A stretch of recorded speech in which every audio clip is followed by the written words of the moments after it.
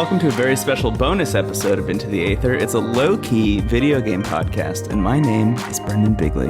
I'm Stephen Hilger, and shout out to maybe the first ever bonus episode where it's not recorded on like midnight on the 30th of the month. This is the first time we're getting it done early, which is fitting, because we're going to talk about 13 Sentinels Aegis Rim, a game that's all about time, baby. Just heads up, this is our big spoiler episode. If you want just like spoiler-free conversation about what this game is and how we were enjoying it, we've got an earlier episode called Yakisoba Podcast, right? Mm-hmm. Like, that can't be true. Yakisoba Podcast, we talk about, like, somehow talk about the game without spoiling anything. But this is our, at this point in time, Brendan and I have both finished the game, and we're going to go through it as best as we can. Yeah. And if you're cool with spoilers, you're in for a ride, because you truly won't believe what I'm going to tell you. Yeah, if you just listen to this podcast for entertainment value and not like as kind of an addendum or like the back of the book kind of exploration of various vocab terms, this is going to be one of the wildest episodes of our podcast you've ever listened to. If you have played 13 Sentinels and you're here because you just wanted like any content at all because there's not a lot on the internet, we're happy to have you. This is also maybe going to be one of the wildest episodes of a podcast you've ever heard. It's like you stumbled across like a conspiracy theory YouTube video where they're like, this kind of light is actually not color based, but it's from a different dimension and it's a god screaming into this realm.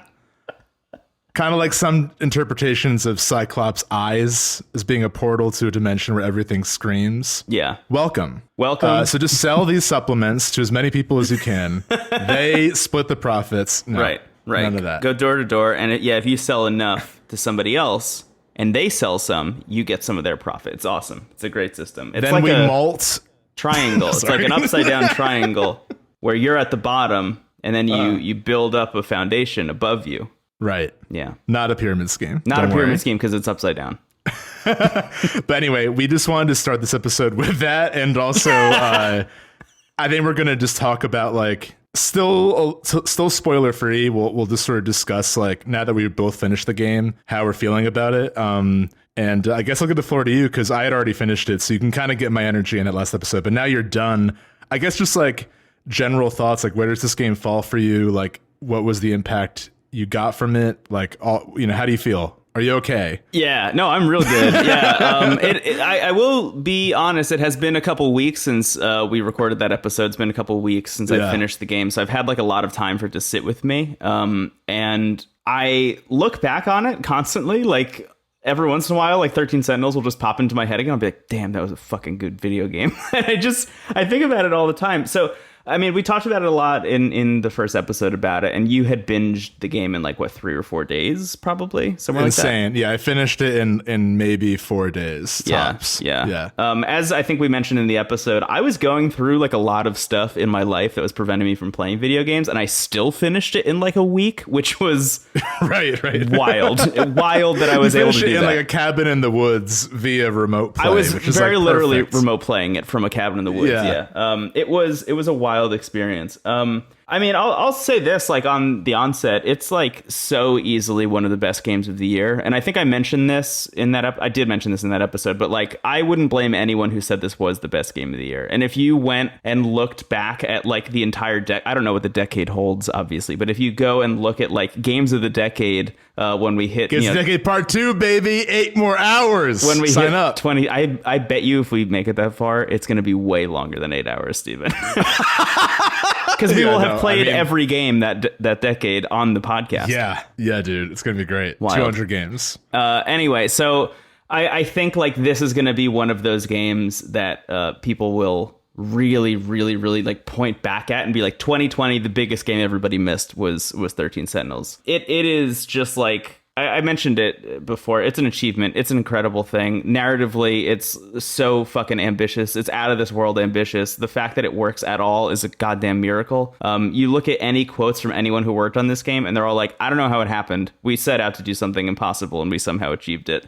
Like, that is the vibe, and it is weirdly also the vibe of the story, which, we'll get into in spoilers, but it just feels like it shouldn't exist and it shouldn't be as good as it is, but it sure is. And it's also not the kind of game that you and I, like, really play a whole lot. Like, I have played visual novels in the past and, like, kind of enjoyed them, but they really are dependent on the story in a lot of instances. This one not only has the best story in any visual novel I've ever played, but also has these like fucking rad mech versus kaiju battles that you're playing, which a lot of the reviews, as you said, I think kind of knock the kaiju stuff down a little bit and say it's like the weakest part of the game. And like, maybe that's true, but I love them. And when you finish the game, this is not a spoiler, when you finish the game, they just give you a bunch of extra kaiju battles you can do. Like, I think it's 1,000. They give you just 1,000 that you can do that have no story attached to them whatsoever. It's just like, you can just continue playing this if you like it enough. And I did, dear listener and dear Steven. I played like another like 50 to 60 of them because they're just like so fun. I just like mindless fun to just like beat the shit out of kaiju in a big ass city. It feels like a game you would rent a lot on PS2, like the specifically the mech battles. Just the battle stuff. Yeah, I agree. Yeah, it feels like, and I think it aids the, without spoiling, I think there's a narrative reason for it feeling the way it does and for looking the way it does. Very much, yeah. But yeah, I agree, man. I think that this game is definitely like, when I think about games that like set out to tell a really ambitious story, or any kind of story, I think like, yes, this is a visual novel, but I played a lot of games where like the story is the focus and there might be like light puzzles or like light adventure stuff happening. Yeah. And there's something about the way this game delivers the story in this like quick hit episodic format, and the fact that it lets you choose what you do next and like which story you put on next, or if you go to the battles, like that choice of pacing, I think really helps it become so immersive. And I think it all like adds to this like atmosphere where you're either like experiencing the story, which leaves you with more questions. You do the battles, which lets you see more story, and then you get more mystery points, which unlocks the codex. So like you're either researching, seeing, or like partaking in the story. And I think that even if the battles aren't your favorite, I think they do a lot to change up the experience a little bit. If this game was just all of the visual novel stuff, we still would have loved it. We still probably would be talking about it. But I think that the variety really helps this game. And the fact that the battles are taking place in it and seemingly their own time when you're first starting. You're like, when is this? Why does everyone know each other? That really adds to it. Yeah, it does feel like weirdly like from a format perspective, narratively, it almost feels like comic books in a way where like you could go pick any of the 13 characters' storylines and continue playing them. And it's just like reading a serialized comic book of that character specifically. And then at any point you can jump over to destruction mode, which is the battles. And that's like picking up the Avengers. It's like, oh shit, I get to see all these people together now. And they're all buds and they all hang out. Then you go back and get to see their individual stories and they'll pop up into each other's. And it's like, I know that person. It's like exciting to see, how the stories overlap here and there. But it really does feel a little bit comic booky. I don't think like, maybe not from an actual like thematic perspective, but just from like a format perspective. And I think that it's so hard to phrase. Again, I'm amazed we did that spoiler-free episode as well as we did. Me too. But it's just like I kept waiting for the game to mess up. And don't get me wrong, there's some rough moments here or there, and like some things aren't handled super graciously. We touched on that in the first episode. Yeah. But like it's like just fireworks going off of like things set up and things paying off. Like I have yet to see like a game put down so many plot lines and have most of them succeed. I mean, going back to comic booky, it kind of feels like I wasn't like a huge Endgame fan, but Endgame was very impressive in that it tied up like a bunch of stories at once. Yeah, every Avengers movie not being a travesty is like basically a fucking miracle. Like right. To have that many characters, that many personalities on screen and have a story that like gives them all screen time that like pays off in the end and is even remotely like followable from the audience perspective is really hard to do from like a screenwriting perspective. And then to take that all the way through production is wild. And that is exactly what this game does as well. Yeah, I mean, and I think to this game, what I was going to say is like this game does that in a way where I felt like 90% of the plot lines paid off, you know? Yeah. Like, yeah. I think it itself is such a hard thing to pull off, like, okay, but to do it well, it's like shouldn't have happened. Yeah. And it's also just like a love letter to every piece of science fiction ever, which I think is also wonderful. Like, yeah, we'll get into it more in the story perspective, but we do mention it in our first episode about it. But like, this is pulling from just so many. I actually don't want to say any of the influences because it might spoil some stuff, but like it's pulling, like if you can think of a sci-fi story that has had any impact on society, like our society in general, it is referenced directly or is used to great effect in this game. And the fact that it does all of that and doesn't feel shitty, you know, like James Cameron's Avatar, for example, is a movie that a lot of people point at. Your nemesis. Yeah, and are like, okay, this is just like 3 different movies or stories smashed together and just feels like, you know, it's not original in any way, shape, or form. 13 Sentinels is able to take all of those influences and mold them into something that is unique to itself. And that's really hard to do also. Yeah, I think it's because it's not just like, it's not like self-satisfied with its references. It's using them in a purposeful way. Right. Yeah, it's like and just pulling from that many things, the alchemy of like that combination is going to be something new. Because like, right. You know, we'll name them later, but like they're, even though yes, they're all sci-fi, like it's really like the full spectrum of sci-fi is all in this game. Yeah. There truly is nothing like this game. Like, I really think it's going to be a while before we see anything try to pull off this kind of story with this ambition. I don't even know if I would want it to, you know, like, I don't even know if I would. I would be really surprised if we ever saw a game that looked like this and was like clearly inspired by 13 Sentinels that is even remotely as good. Like, how do you do anything like this a second time? Right. And it's hard to put into words like how it's doing it. And I think the thing that would stand out if I had to choose one thing is what I said earlier, that sort of freedom of pacing, like allowing you to progress the story in any way you want. But I think you're right. I think that this is sort of this like kind of beautiful like gem that pops out of nowhere and like will be influential, but there'll never be something like this. Kind of like you watch the first Alien movie and like, that's such an influential movie, but there's never going to be a movie like that again, you know, with like that exact vibe. And there shouldn't be. Like, I think you're absolutely right in that. The thing about this game, and again, hard to talk about without spoiling anything, but the thing about this game that I think it gets so right is that its ability to let you choose between 13 different characters and also hop into this like mech battle thing, that like gameplay mechanic, that player choice exists for narrative reasons. There's like narrative structure that's set up that allows you to pick any of those 13 characters and go in and play their stories. And that's the thing that I think you can't like copy paste over something else. You could do like a fun like fantasy adventure with like 13 characters and let you choose all of them, but it's going to be really hard to create the like narrative setup that makes all of that make sense. I think. Yeah. I think there are a lot of games that will kind of focus on some type of narrative framing device or mechanic. That's not a bad thing, but I think a lot of games will be like, in this story, you can be good or evil, or in this story, all your decisions will matter. And that's great. Some of my favorite games are like solely focused on that. But this game is almost the opposite, where like the people who made this game really know the benefits of telling a story through a video game. And I think the visual novels I've experienced, sometimes you're left with the question like, okay, this is cool, but why was it a game and not a book or a show? Yeah. Like, what did I get from actually playing it? And this game is very light with like the gamey elements, but it really does a lot. And I think that it's the story they wanted to tell, and they figured out how to make it work in a game. Yeah. Rather than like, we want to tell a story with 8 different characters, then make Octopath Traveler, you know? Like, it's not the I love Octopath Traveler, but you know, it's not that. It's not like resting on a gimmick. It's just, this could only really work as a game. If it was a show, it would be cool, but like the fact that it is a game, it's in your control and you're kind of piecing it together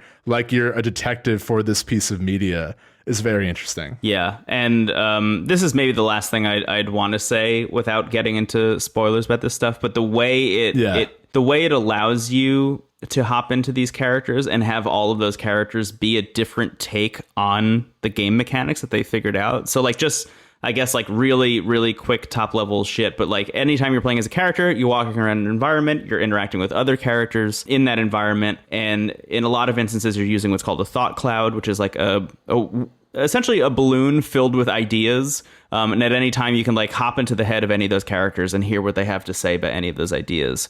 The way that they use that very simple framework and like explore every version of a video game that could exist within that framework is really cool. You have a character who's a detective. It seems like the easiest mode of using that. You have another character who is constantly forgetting things and needs to take pills all the time to be able to remember shit. And words will disappear from her thought cloud sometimes if you don't take your pills, or you won't be able to traverse the environment if you don't take the pills. There's another character who is reliving the same day over and over and over and over again, kind of like a Groundhog Day situation. And every time he does, he gets another new word in that word cloud. And you get to go back to the beginning of that time reset and experience that entire time loop with that new word that you've now learned. Things like that, like they really, really thought about every possible angle and then just gave it to each of the 13 characters that you can play as. And that fucking rules. It's really, really totally cool. It's really cool. Again, I mean, the fact that any of this works is a miracle. We'll get into, I think, more specifics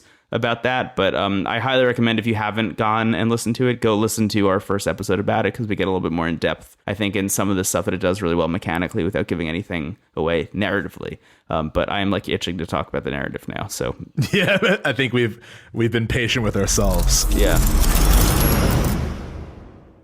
Okay, dear listener, last warning. We're going to get into spoilers now. So if you're not down to hear like tinfoil hat Brendan Steven try to decipher what this game is, you leave now, you're good. But for the rest of the episode, we've divided it into character by character. So we're going to like focus on one character, talk about their story a little bit, say what we liked about them or their story, you know, just sort of have like a loose conversation about all of them. But I think it will help us and hopefully help you and make this an enjoyable listen to kind of frame everything with, I would say, the twist that kind of like explains what this game is about. I'm so interested to hear what you think the twist is. Yeah. Because I think even that is up to interpretation. Totally. Because I mean, like, again, I said this in the last episode, this is the most twists I've seen in any piece of media. I mean, if they're borrowing from every sci-fi thing ever, it's going to have the most twists, and boy, does it. Yeah. But I think what makes it all kind of simpler is that this is pitched as a time traveling mech story. And for a lot of the beginning, you know, you're playing as these characters, and every character will kind of give you like a bit of perspective on maybe an element of the world. And we'll get into that when we talk about the characters. But you're often just like intrigued and confused, which is why it's so gripping. It's hard to be like, okay, I'm good. Like it always ends with some kind of cliffhanger. For me, the plot reveal that kind of summed everything up was it's eventually revealed that they are not time traveling, and that they are basically all descendants / clones of a human colony in space that were the last surviving humans after this nanobot apocalypse. You know, choose your threat. That humanity was basically largely wiped out, and a handful of people went into this space colony and made their best effort to preserve humanity. Yeah. And by doing so, just to add a little bit more spice to that, essentially the people who created the nanomachines, the people who like released them into the world by accident, and created this plague that wiped out a bunch of people are in that colony, as a way for them to try and create the antidote to that, essentially. So right. Earth like sent up its most brilliant minds, including the people who fucked over Earth, as a way to say like, okay, you all have to work together now and figure out a way out of this. Yeah, exactly. But even simpler, you know, it's like a group of characters who are trying to preserve the future of their species by cloning themselves and sending those clones to any hospitable planet somewhere in the universe, and they will try to begin anew. And there's more. I might save the other twists after that later, but I think the reveal that they're not time traveling, that this area they're navigating is actually just 5 different sectors that are styled as different time periods, because they couldn't settle on one. The fact that like this story is about a group of characters who are all connected to largely shitty people from the past, and they have to deal with their mistakes for their own future, I think is a really captivating tale. You know, the details can confuse it, but I think just the idea of like, we want a future and we're like tethered by our ancestors' mistakes, I think is really interesting. Yeah. And it navigates that in every way possible. And like the characters who you get to know and who their, you know, original person was in the space station are sometimes night and day. So I think it's like, it's a very hopeful story because some of the least likable characters in the space station are the most likable later on. Yeah. And, you know, and them dealing with their own sense of identity after that. And like, how do they sway from that? How do they maybe relive that? I think that is really interesting. And like everything else is kind of fun as far as I'm concerned, but like that to me is what frames the whole story. Yeah, I'm so with you. Yeah, you mentioned this in the last episode, but there are a lot of, I think, similarities to Evangelion that a lot of people make in this game. Yeah. But the one place where it really doesn't, I think, follow the Evangelion through line is in its tone overall. While so much of it feels dour and like brutal and like sad and maybe hopeless at times, there is a constant undercurrent of hope throughout the entire thing in a way there is like absolutely not in Evangelion. Every once in a while you get a glimmer of hope of Evangelion, then they just snatch it away from you, and that's like the point of the show. 13 Sentinels is about like a constant like bumping up against defeat and trying to find a way around it, very literally to the point of the time loops happening over and over again, which I guess we'll get into later. But I think that this story, or at least the way it ends, and those twists in general that you just referred to, are just so brilliant in that it kind of like frees all of these characters from who they've been. I was so bummed out to find, I guess we could talk, we're in spoilers, we could talk about specifics. Shinonome, for example, I think is one of those characters who like has such a fucking tragic 2188 version of her out there, you know.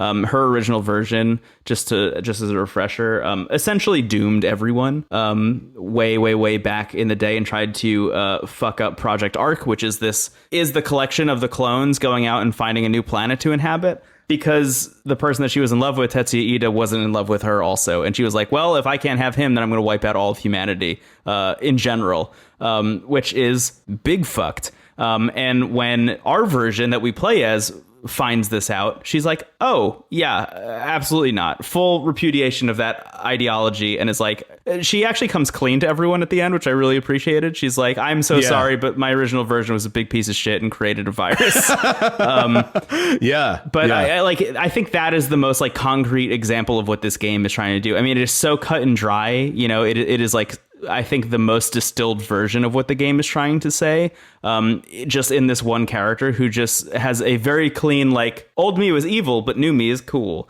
And like, that's great. Yeah. But I think like the more hopeful kind of like silver lining edge of all of that is this idea that like humanity is going to fuck up a lot because that's just who we are as people. But eventually we're going to do the right thing. There's this Winston Churchill quote that people have been saying a lot recently, about America specifically, but you know, we could apply it to, I think, humanity in total. But the Winston Churchill quote is, America will always do the right thing, but it'll try everything else first. And I kind of feel that way. And I think the game feels that way about humankind in general. Yeah, absolutely. I mean, it almost has, maybe this is because I've been playing a lot of Hades, but it almost has like a Greek god aspect where like, there are all these people in the space station in charge of the future, but all their like petty personal shit is literally dooming the future. Right. And why do all those Greek myths exist in the first place? You know, they're just reflections of humans at the time anyway. And I think all of that makes the optimism of this game's finale really deserved. You know, the fact that like these characters explore so much of the world around them and themselves and their past selves and who they want to be, it really pays off. And I think it's beautiful. It's like my favorite part of the game was eventually seeing who everyone was. Because like they do that with some characters right away and you're like, what the fuck? Yeah. What is this? Yeah. And then eventually you're like, oh, everyone's got a 2188 clone, I guess. Yeah. Let's see him, baby. They're really creative with them, and we'll talk about that a lot when we get into the characters. But yeah, I think this game is great. I would highly recommend playing it. If you're here and you haven't, you know, this may be a little bit of spoilers sold you on it. But I just think it deserves to be championed more than it has been. Yeah. Yeah, absolutely. We did manage to not actually spoil everything in that bit, so maybe this is like your clean break, dear listener. If you actually haven't played the game, but the things we just talked about are interesting to you, now is a good time to go and play the game. You're like 2188 clones. I'm sold. Yeah, let's start talking about some people. Is that cool? Do you want to do that? That sounds great. Let's dive into the 13 Sentinels. Yeah, I mentioned this to Steven before we started recording, but I imagine this is going to be a very loose episode because it is so hard to talk about this game in general, and to like try and force any kind of linearity into this story is like just wild shit, you know? Yeah, I feel like we kind of said what we like think about the game already, and this is just going to be fun, you know? Like, I think we'll have a lot more to say about like everything that happens. I don't want to downplay the rest of it, but like, yeah, it's gonna be good. Yeah. All right. Let's start with who you have to start with as the player, Juro Kurabe, who I think you said when we talked off air a while ago is probably one of your least favorite characters. Yeah, that might be a bit harsh. I think Steven said, fuck Juro Kurabe. And then he spray painted it on the ceiling of his apartment. Well, you look at the cover of the game and there are the 13 characters all facing away, and Juro is the one facing the audience. So they're kind of billing Juro and Iori as like the main characters. And I think that's kind of to their detriment. Like, I think that they as much as I love the writing of this game, I think that it falls into the habit of like making the protagonists like less interesting than maybe the side characters are. That being said, I think Juro's story is incredible, but he as a character is kind of a blank slate, but that also has narrative purpose. So, you know, I think that I just was like more pulled when I was playing it. I was more pulled in the direction of other characters, but like Juro's story is wild, and I think his 2188 character is maybe one of my favorites. Yeah. So we'll talk about. Yeah, he has a really brief moment. Yeah, 2188 Juro we see very briefly and has like one of the greatest moments in the whole game. I think if I think I wrote this down, but if I recall correctly, he finds out that the daughter of one of the other people in the colony is stuck outside of the colony and is like potentially sick. And who is it? Who is running the colony? I think it's Hijiyama. Hijiyama is running the colony at the time, and he's like, you can't go outside and get her. And Juro's like, well, I'm gonna fucking do it anyway. And he risks his life to go out and save her. That person is Megumi. It's Megumi Yakushiji, who like becomes the love interest later, which is awesome. It's really fun. It's a cool idea. But it turns out he's like a major in the military, whatever's left of the military in this colony. I mean, I imagine it's like 5 people total. Yeah. But yeah, Juro's a really interesting character. So like the whole thing with him is that he's a student. It's 1985. He's a student. He loves B movies, like kaiju shit in general. And he hangs out with his friend who's named Kyuta Shiba, who, like, honestly, when I first met him, I was like, he is the protagonist, not Juro. Because interesting. Kyuta just has like this really like fun, kind of laid back, like anime protagonist vibe, and Juro is just like, I don't know what I want to do today after school. Yeah, he's actually very Shinji-esque in that he's kind of like very reactionary and doesn't have like a lot of agency. Yeah, Kyuta's the one who's dragging him around to do shit. But the big thing with Kyuta is that he has these VHS tapes that he's constantly giving to Juro, and it's like, hey, you want to watch this sci-fi movie? It's pretty fucking wild, and he keeps giving him these sci-fi movies that are like absolutely absurd. What Juro doesn't ever really like consider at all is that every time he tries to watch one, he passes the fuck out and has a wild dream, which is hilarious. Yeah. But yeah, I don't know. So like we're in spoilers. We can talk about this stuff. Juro ends up finding out eventually that Kyuta Shiba is Juro Izumi, or is Juro Izumi from like a loop or 2 loops ago, who is essentially like an AI version of another Juro that existed 1 or 2 loops ago, who is giving him these VHS tapes. They are actually his old memories, and he's trying to implant them into Juro Kurabe to try and take over his body eventually. Yeah. Just like wipe Juro Kurabe from the brain and replace it with Juro Izumi from 2 loops ago.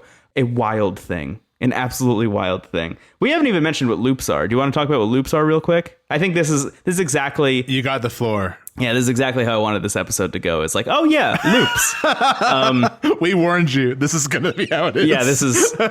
Sorry. No, you're doing a great job, honestly. Here's the thing. This colony is shooting through space looking for a new planet. The closest planet that we know of, I mean, the closest planet they talk about in the narrative is 12 light years away, which means it's going to take like tens of thousands, if not hundreds of thousands, maybe even millions of years to reach a planet that is inhabitable. So apparently what's happening to these kids, there's actually... The game is called 13 Sentinels. There's actually 15 Sentinels, which they don't really talk about a whole lot. But these 15 clones are getting sent through space in these like gestation pods. And whenever there's a loop that happens in the timeline, these clones in these pods are getting destroyed by the nanomachines within them and then rebuilt back up and then gestating until they're 18 years old again. So essentially they'll hit 18 years old and then get like destroyed and die and then get rebuilt again. And then they'll try and re-implant those memories.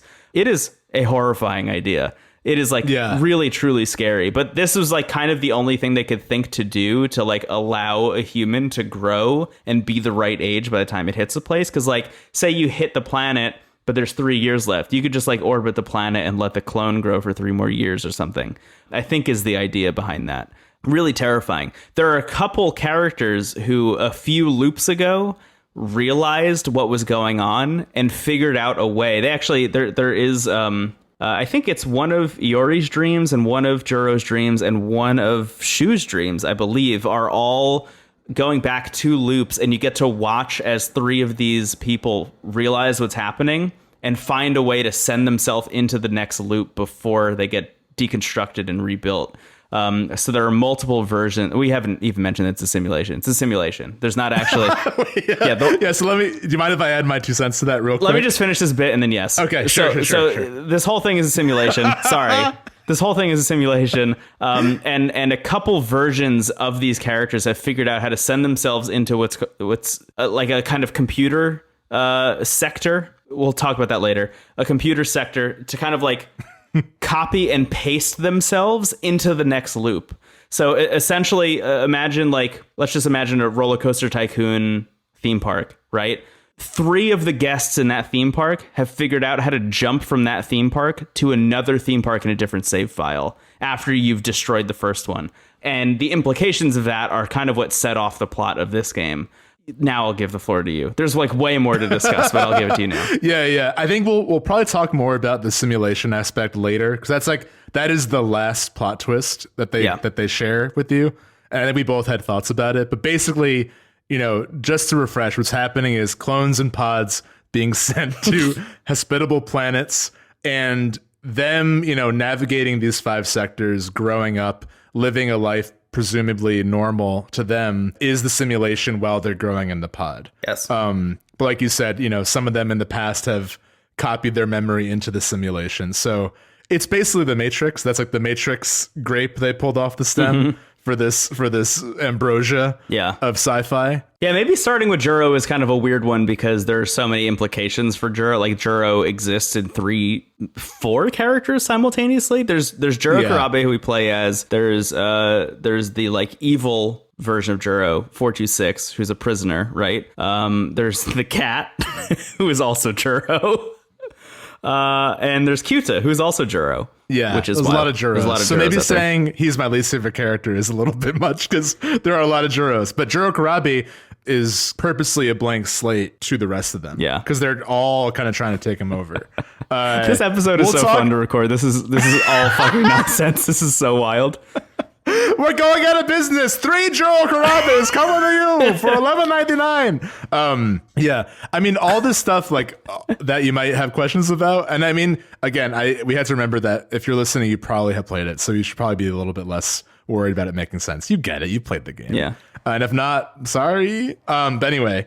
I think Juro's whole vibe, I mean, his story was really interesting. It's worth noting too, like all the characters' stories end right before the final battle begins. and destruction, that mode is all the final battle. Yeah. So it's like, weeks long. And what you're It's fighting not weeks is long. It's like an hour total. Oh, okay. Sorry. No, I just think that's a wild thing. That was a thing I didn't realize for a long time. But when I looked at the timer every time, I realized that every battle that you do is 2 minutes. So later on, when they're like, you have 14 hours until I show up and can help you again. That's horrifying. That's a horrifying prospect. That's what I was thinking of. It's a dramatic amount of time, whatever the number is. But I think, and it's worth noting too, we mentioned Ryoko earlier and how like her future self doomed this project. The kaiju like showing up in the simulation is the doom. Yeah.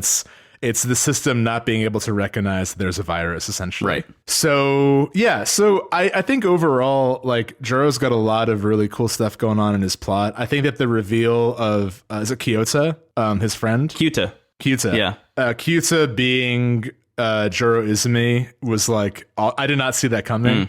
There are hints, and there's a lot of foreshadowing, and, like, I think we're learning now the reason why this game does have some like, make sure you get to this point of this person's story before you proceed with this one. Yeah. Because if you just played through all of Juro, you would be as confused as we like made ourselves.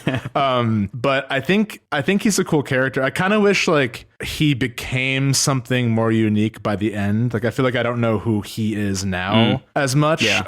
Actually, there's a little bit of that, but I just think like the version of Juro Izumi who is in, 2024, I think, or 2064, who's in that battle, and has to get sent back. That I think is a pretty good idea of who he is. Honestly, like that version of him, like that Juro Izumi that exists before they have to change his name to Kurabe, along with the 2188 version of Juro Izumi, I think are like actually really good templates for who Juro Kurabe is or is going to grow up to be when he like is able to be a fully functional person again. That's a great point, because I think that's the Juro that Megumi, who we'll talk about later, is like really hoping to bring back. Yes. And I think who he eventually becomes in the final scene. Yeah. The Kyuta is not a real person thing I clocked like way early on. That was wow. I was like so sure that he wasn't real for so long that when it happened, it was just like this. It wasn't even like, okay, I saw this coming. It was just this beautiful cathartic moment where I was like, yes, give me all the reveal. Yes, I love this. I lick it up. And that might be solely dependent on like, I mean, you're an observant guy, but also like maybe the order of stories you played clued you in earlier to that. I mean, that's the thing I talked about a lot in the last episode is like there are so many moments in this game that are reveals that are beautifully spaced out and present in more than one character's story. One of the ones we'll talk about is the reveal of the identity of a robot, I imagine, is one that you're very interested in. That's in like three or four different people's stories. That exact line that reveals that identity is in like 3 or 4 people's stories, and any of them, if you play any of them, you're going to have a holy shit moment, which is really cool. Totally. And just like that, the Juro Kurabe storyline revealing that Kyuta Shiba is actually a fake person, that is like very present in a bunch of different stories. Because if you're observant enough and you realize at certain moments, oh, I'm actually playing through, 4 days ago when this thing happened, you'll see Juro in the background, of that scene and realize that there's no Kyuta there, or if for a while you're playing and you're just like, why is Kyuta not in this class at any point? Eventually it'll click, like maybe he just wasn't real the whole time. I started to doubt myself when I realized that loops exist and things like that. I was like, okay, does Kyuta only exist in this loop that I'm playing as, when I'm playing as Juro, or like what's going on here? But eventually it all clicks. There's a moment in Tomi Kitsuragi's story where you hear Juro in the background saying all of the things that he says the first time you play as him. Yeah. But waiting for responses. Like you hear him pause and wait for Kyuta's response, which is wild. Really good. I as much as I agree with you that like Juro's kind of this like weird like blank slate kind of like maybe not best foot forward situation for the video game, I think like by the end he becomes a really interesting character. I agree. Yeah, I think that's right. And I think my note on that was more a testament of like how much I liked everyone else rather than like how I disliked him. He's just sort of like, he's the Doug Funny to everyone around him in the beginning. Yeah, right. But yeah, I think with Kyuta, the big hint I got where I think it kind of glazed over me, but in retrospect, I like put it together, was when you're at Amiguchi's apartment, and like when you go there as Juro, he's like, "Oh, I want to play Atari," and I'm like, "There's just no one there when you're there as an Amiguchi story." Yeah, Juro. I mean, I think that there's a reason they like lock his story, the second half of it, off for a while. But I agree, it might not. Like, I think this game did have a bit of a slow start for me, and I think it kind of needed to. They couldn't have dumped all of this on you at once, and they couldn't have like thrown their most interesting characters at you right away. Yeah. So yeah, cool stuff. Do you want to move on to the next character? Yeah, let's move on. Thank you for everything, Juro. Thanks for saving the world. Thanks, Juro. Thanks, Juro. As we end all of them. Thank you, Iori. Thank you, Megumi. Iori Fuyasaka. Iori. Cannot stop sleeping in class and at the nurse's office. I think Iori, similar to Juro, they're both being billed as like the two protagonists, but they're also like more defined by their other selves. Just like there are 8 million Juros, there are roughly 12 million Ioris. There are so many Ioris in this video game. I think my earlier complaint about Juro, like not being sure who he is, I think you kind of sold me like in the final scene and remembering the 2044 Juro. I kind of wish there was more of that Juro so I could have like a stronger template of that in my head. Yeah. But I feel like Iori, they actually didn't give like a new identity. I agree. By the end. I very much agree with you. Yeah, she's just a person who like has friends and sleeps, which is like a real bummer. Yeah, because the moments in which you do get some of her characterization, like when she's hanging out with her friends, one of my favorite bits about Iori's entire plot line is this bit that you play over and over again where you're hanging out with your friends, Miwako and Tomi, and you're deciding what to eat. And depending on what you decide to eat, it'll like radically change your and everybody else's lives. Yeah. I love that as like a narrative exploration. Totally. I think that was a really interesting idea, but also within that you kind of learn a little bit more about Iori and like her likes and dislikes and what kind of person she is. And it all felt like set up for something that didn't super pay off with her, because then the focus really gets placed on Morimura, who is the school nurse and is also Iori. Right. So my thought with Morimura, by the way, as I started to click that the two were the same person, was that Morimura was when I still thought that this was time travel, was that Morimura was just Iori but grown up, and that Chihiro, the younger version that we see walking around, was actually the younger version of her, who has been like ripped out of her timeline and like put in this one.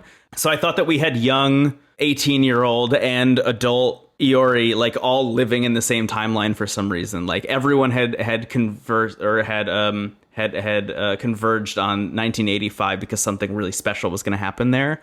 And I was so curious about what it was, not realizing that these were all just clones still, and not realizing that none of this was time travel.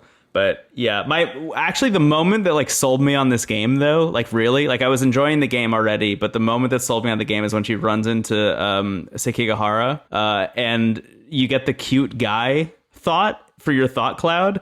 And then as soon as I opened up the thought cloud and there's just a button prompt that said consider cute guy, I was like, this game fucking rules. I will buckle up my seatbelt and I will do whatever you want, video game, because this is the funniest button and prompt I've ever seen in my life, and I'm so ready to see what else comes up. It ruled. I think Iori's story is fun, and I mean that group, Kitsuragi and Miwa, what's her name Miyoko again? Yeah. Miyoko, like they are fantastic. Yeah. Like those two are like easily some of my favorite characters in the game. So like another Doug Funny scenario, which is kind of like the Leonardo amongst Donatello and Michelangelo. Yeah. But yeah, I just was waiting for her to get that big moment because I wanted to like, we get so much Morimura, and there's multiple Morimuras as well. Mm-hmm. There's like the 2188 Morimura, who is basically responsible for the outbreak of nanomachines. Mm-hmm. Like she kind of doomed the world and is trying to, redeem herself and redeem humanity. And she is actually like that Morimura is the young one, which is like one of the bigger plot twists later. Right. Like she's the like kid that grew up with Miura in the 40s. I'm gonna have another beer. But anyway, I was waiting to, because Iori has this like sudden love at first sight with Sekigahara, and I was like wondering why, because I feel like a lot of the romances in this game are like tied to the past or they're defying the past. Yes. And they never really, I mean, I like them together, but I never got why. I kept waiting for like the reason or the twist, but she just felt like one of the more underwritten characters by the end of the game. But I still really enjoyed her story. Yeah, I mean, there is the weird dramatic irony of her like running into and then immediately falling in love with the person who like brutally murdered her by exploding her space colony vestibule. Like I guess there is that. Sekigahara is I mean, his past self is like just a straight up hitman, like I love that there's like 18 people in the whole colony and one of them's a hitman. Yeah. Right. Like, there were 19 people yesterday. Who did it? It's like that quest in Oblivion and the Dark Brotherhood where you have to go to the house party and like yes. They're all like, ooh, like who's the murderer? And like I'm in Argonian with like a black hood and dressed in Dark Brotherhood shit. Dagger. Yeah, right. And they're like, is it you? I think it's the guard. But Iori is a cool story, but I wanted them to give her a really cool moment at the end. Yeah, I very much agree. There is a lot of really fun stuff with her, like traveling back and forth between the different sectors, which I really enjoyed, which I think that's when Miwako gets like stuck in another sector for a while, which sets off this whole bit where like suddenly Miwako is like one of the most important characters in the game, which is so fun. Yeah, Miwako is like, she's secretly like the star of this game. Like, she's the heart of the whole thing. Yeah. Yeah, a lot of stories, like sometimes characters will have their best moments in other people's stories. I think like Kitsuragi, for example. Yes. She has some of the coolest scenes in other people's stories. Very much agreed, yeah. Even though I enjoyed hers, I think, and her story is really just like a star vehicle for Miwa. It's like, or Miwako. So, I mean, there's 13 characters. One of them was going to fall short. So, like, I didn't dislike anyone. Some of my favorite RPGs of all time, I dislike one or two of the cast. Mm-hmm. I thought she was a cool character and I wanted more from her. But, I think she and Juro, you're going to learn more about the world and about what's happening and about their other selves than about them. Yeah. So that's kind of what you're left with. Yeah. So I think should we move on from Iori? Yeah, that's a wrap on Iori for me, unless you have anything else to say. Thank you, Iori. Thank you, Iori. I love this. Let's move on. I was so nervous earlier about making everything make sense. Now I'm in. Thank you, 13 Sentinels. Let's do it. Yeah, honestly, this episode I think is just going to be like, it's just like a lesson in letting go. Oh my God. I love that. Yeah, let's do it. Let's let go. I very much let go at this point. Thank you, Iori. Thank you, Iori. Let's move on.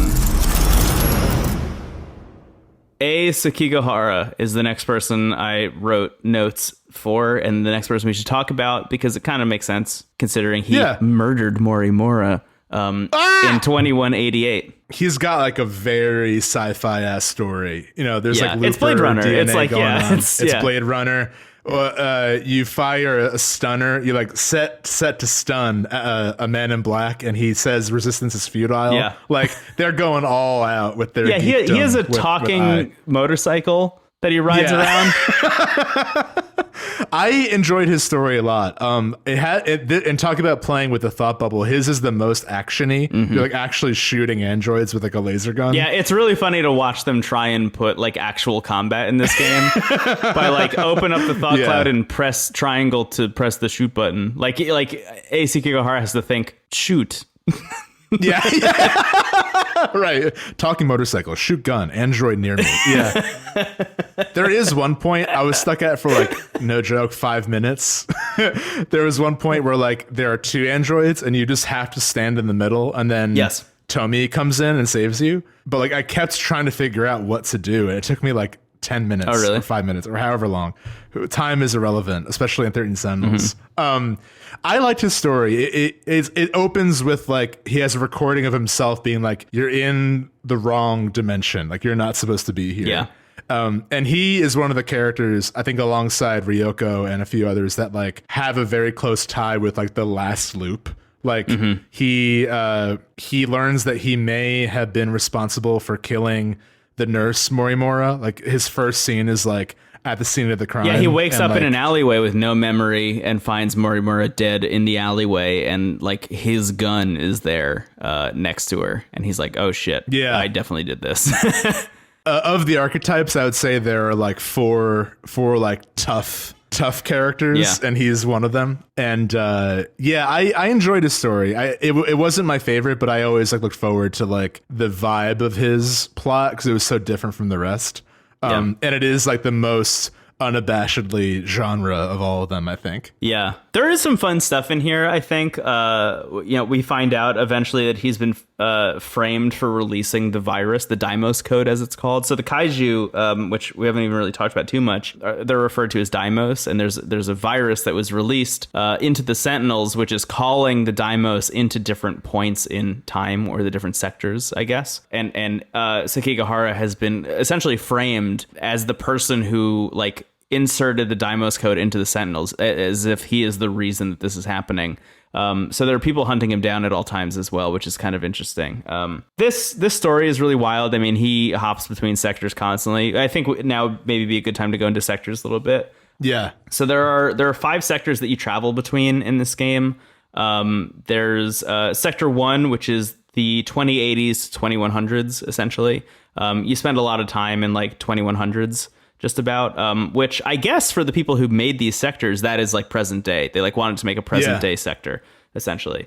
Sector 2 is the 2060s, in which we see like Gouto and Shinonome, and Juro, and I think there's another one. Is it also Iori? Is that where Iori comes from? Oh, Megumi. No, it's Shinonome and Juro are from there, along with Gouto. I think the next 40-year gap is Megumi and Tomi. Yes, exactly. Yeah. So that's where the first like real kaiju attack happens, which then sends people back into Sector 3, which is 2020s, which is Megumi and Tomi, and that's where Juro ends up at one point. And after that is Sector 4, which is the 1980s, which is where most of this game takes place, is in Sector 4. Yeah, most of the game is in the 80s. It's the one place where the kaiju haven't attacked yet, really. Yeah, it becomes the last like beacon at the very end, which is the final battle. Something that I caught early was like there's some background dialogue of Kitsuragi being like, oh, like I wonder if I could stream this, and then Miwa is like, what? Yeah, like it's like, oh, sorry, I forgot I was in the 80s. Yes, like, she's basically like a refugee in the 80s, and yeah, she does not care at all. She's letting it slip constantly that she's from the future. Yeah, it's so funny. Yeah, she's like, why do you have a pompadour? Like, what is this? But for most of the game, it's worth remembering the characters think they're time traveling. Like very few know that it's, and I think one of the coolest things, and one of the things I think about when we say this game isn't just using references for the sake of it, in analysis, they have like 3 quotes from the writer of 2001: A Space Odyssey. And one of them is, if technology is advanced enough, it is indiscernible from magic. And like that is basically what the beaming is. You know, there's Star Trek beaming, but there isn't time travel. And there's almost this like, when it's finally revealed that it isn't time travel, it's almost like, of course there isn't. Yeah. Like there's shit happening. We've already had scenes where like the 40s get destroyed, but the 80s are fine. It's my favorite. It doesn't make any sense. Yeah, it's my favorite reveal in the whole game. Yeah. So just to finish this off, Sector 5, 1940s. And then before all of that is a more interesting one that's called Sector 0. And it's a sector that's not an actual physical place that you can go to, but it's essentially where your like brain is backed up, or where your memories are backed up and then inserted into like another version of you later, potentially, which is really, really fascinating. So we'll talk a little bit more about Sector 0 when it comes up. I think it's the most like rich narrative idea that's not explored in this game is what's happening in Sector 0. I have a lot of thoughts about it, so like maybe we could circle back to it later if it comes up naturally. Yeah, totally. But anyway, who are we talking about? Oh, we're talking about A, right? Yeah. So, Sekigahara is spending a lot of time traveling between these different sectors, essentially. And I think he thinks he's time traveling. I don't think he knows that it's different, like actual physical places that he's traveling between. But a lot of it is like him on the run, him running into Iori or like whoever else is traveling between sectors at times. He is constantly saving people. Yeah. Whenever you're worried about a character's well-being, Ai shows up and is like, sorry, I'm late, and shoots whoever the threat is. Yeah, he presses triangle and then thinks about the word shoot. Think of saving Ryoko. Yeah. I think the heart of his story for me is his sort of platonic bond with Ryoko, and like the fact that they were basically like brother and sister in one timeline, but now because she's so messed up with her memory. She thinks that he's 426, and like that to me was really engaging. And I think this game does a great job at like Ryoko and Sekigahara are great examples of characters that have a lot of knowledge of certain things but are completely blind to other ones. Like the levels in which characters know what's happening is so balanced, and like Ai is physically present everywhere, but has no idea why. And she like knows everything but can't remember it because she has to take pills constantly. So like there's a really fun balance between the two of them, and I really enjoyed them together. And like those moments where he's like, I'm your brother, like basically, like don't try to shoot me. I'm the one with the gun. I also just really appreciate like his arc is waking up thinking that he murdered Morimura, realizing that he didn't, and that he has a choice whether he actually should or not, because, you know, she's still alive and kicking essentially, and making that decision. So like essentially what happens is he wakes up, thinks he murdered Morimura. As he starts to remember things, you go back and you find out that he has seen the video evidence of him murdering the 2188 Morimura because he was a hired assassin and he had to do that. He got paid to do that. Finding that out and then choosing later when given the option to kill her to not do so, you know, saying like, oh, okay, I'm going to be a different person than whoever the fuck that was, because that guy's a nightmare. I think it's a really, really interesting thing. Just feeds into this theme of not being beholden to the whims of who you think you were. Yeah, he's got one of the biggest stories of redemption. And I think going back, you know, even though I wish there was a little bit more meat to his relationship with Iori, thematically, the fact that he is choosing to be in a relationship with the person he was hired to kill all those years ago is like, it's a really nice arc. I just wish I felt it more. You know, it's conceptually brilliant, but I just wish they like had more chemistry in the game. Yeah, it's a darker version of one of my favorite movies ever, which is Grosse Pointe Blank. Which, for those of you who are fans, that's a good reference. Anyway, do you have anything else to say? Oh yeah, I'll say one thing. Sure. We haven't really talked much about the mech battles. He has my favorite kind of mech. His mech is the Generation 1 model, which just punch shit and has like a giant sword. Really good. I love that mech, and I used him quite a bit. Yeah, me too. I found myself usually spreading out between the different kinds of mechs, unless they specifically asked me not to, you know? Yeah. Unless the qualifiers for like getting extra mystery points was not to use certain kinds of mechs. I was usually doing like a pretty wide spread and like switching off between who was in my group pretty frequently, so everyone was leveling up kind of like at a similar pace. Yeah, I did as well. I think Ogata became like my Generation 1 choice. Really? Like I upgraded his Demolisher sword so high that like it just his battle quotes are too good to not hear all the time. Yeah, they're awesome. I love Ogata. I'm excited to talk about him. Yeah, cool. Big Ryuji vibes. But yeah, that's all I have to say about Sekigahara. I think we can move on. Thank you, Ai. Thank you, Ai. Hey. Thank you. Megumi Yakushiji is up next. Ooh, this is a big one. Yeah. She's got one of the more out there stories, but like is also easier to follow. I agree. Yeah, her prologue starts up. We talked about this in the previous episode, but her prologue essentially is like she's walking down the street in 2024, and Juro Izumi shows up like in a Sentinel, all fucked up, and then we like time skip to the 80s, and she's like, "I love Juro Kurabe. I'm going to take care of him at all costs." And then as she's like thinking this to herself, she's walking down some stairs and runs into a cat that's talking. It's like a wild opening. It's like one of the more wild prologues. I felt really bad for her because she loves someone who isn't there anymore. Yes. And she's like, everything about her plot is trying to bring back that Juro. Mm-hmm. And she literally makes a deal with the devil. This cat's like, hello. Oh, would you like to make a deal with me? All you had to do is shoot witches. It's like, this is such a bad idea. Yes. But like, yeah, most of her plot is kind of like, I thought it was really one of my favorite stories, I think. I saved her towards the end because, as we mentioned in the last episode, like the talking cat was actually weirdly the least interesting or least intriguing thing that was happening at the time.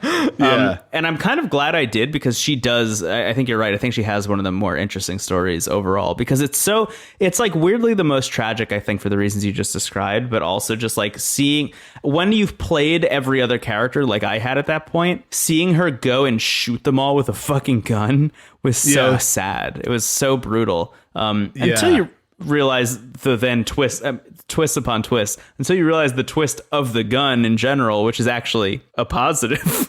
Yeah, so basically, I guess just to explain that or to talk about it, it's never really like it's okay, this is probably somewhat of a bad idea. The cat asks Megumi to shoot pretty much every major character in the game with this magical gun. Yeah. That like kind of stuns them for a bit. I love he's like, it's a magic wand, and she's like, why does it look like a gun? And he's like, did you think it had to be a stick? Like, a lot of things can be magic. This one just happens to look like a gun. And basically, she's shooting everyone with basically the ability to summon a Sentinel, but it's going to make the showdown with the kaiju much harder. Yeah. But the final twist is that cat, you guessed it, Juro fucking Izumi, and he is basically like... Everyone from that space shuttle has a different take on now what they should do with this never-ending kind of purgatory. Yeah. There's some characters who want to just keep doing the loop. Some want to end the loop. And Izumi, despite being kind of like an anti-hero in some ways, wants them to have a chance. Yeah. And the only chance they have is to make it as hard as possible. But literally, what that magical gun does is it lets you level up your mechs. Mm-hmm. Whenever you fight kaiju and you get, data chips or whatever, like that code you shot into them allowed you to get better the more kaiju you fought. And it's just like... It's so brilliant. I mean, it's revealed later on that like the code that's in there is literally copied from the video game. Like, yeah, I thought it was funny. And it ends up like dooming humanity. Yeah.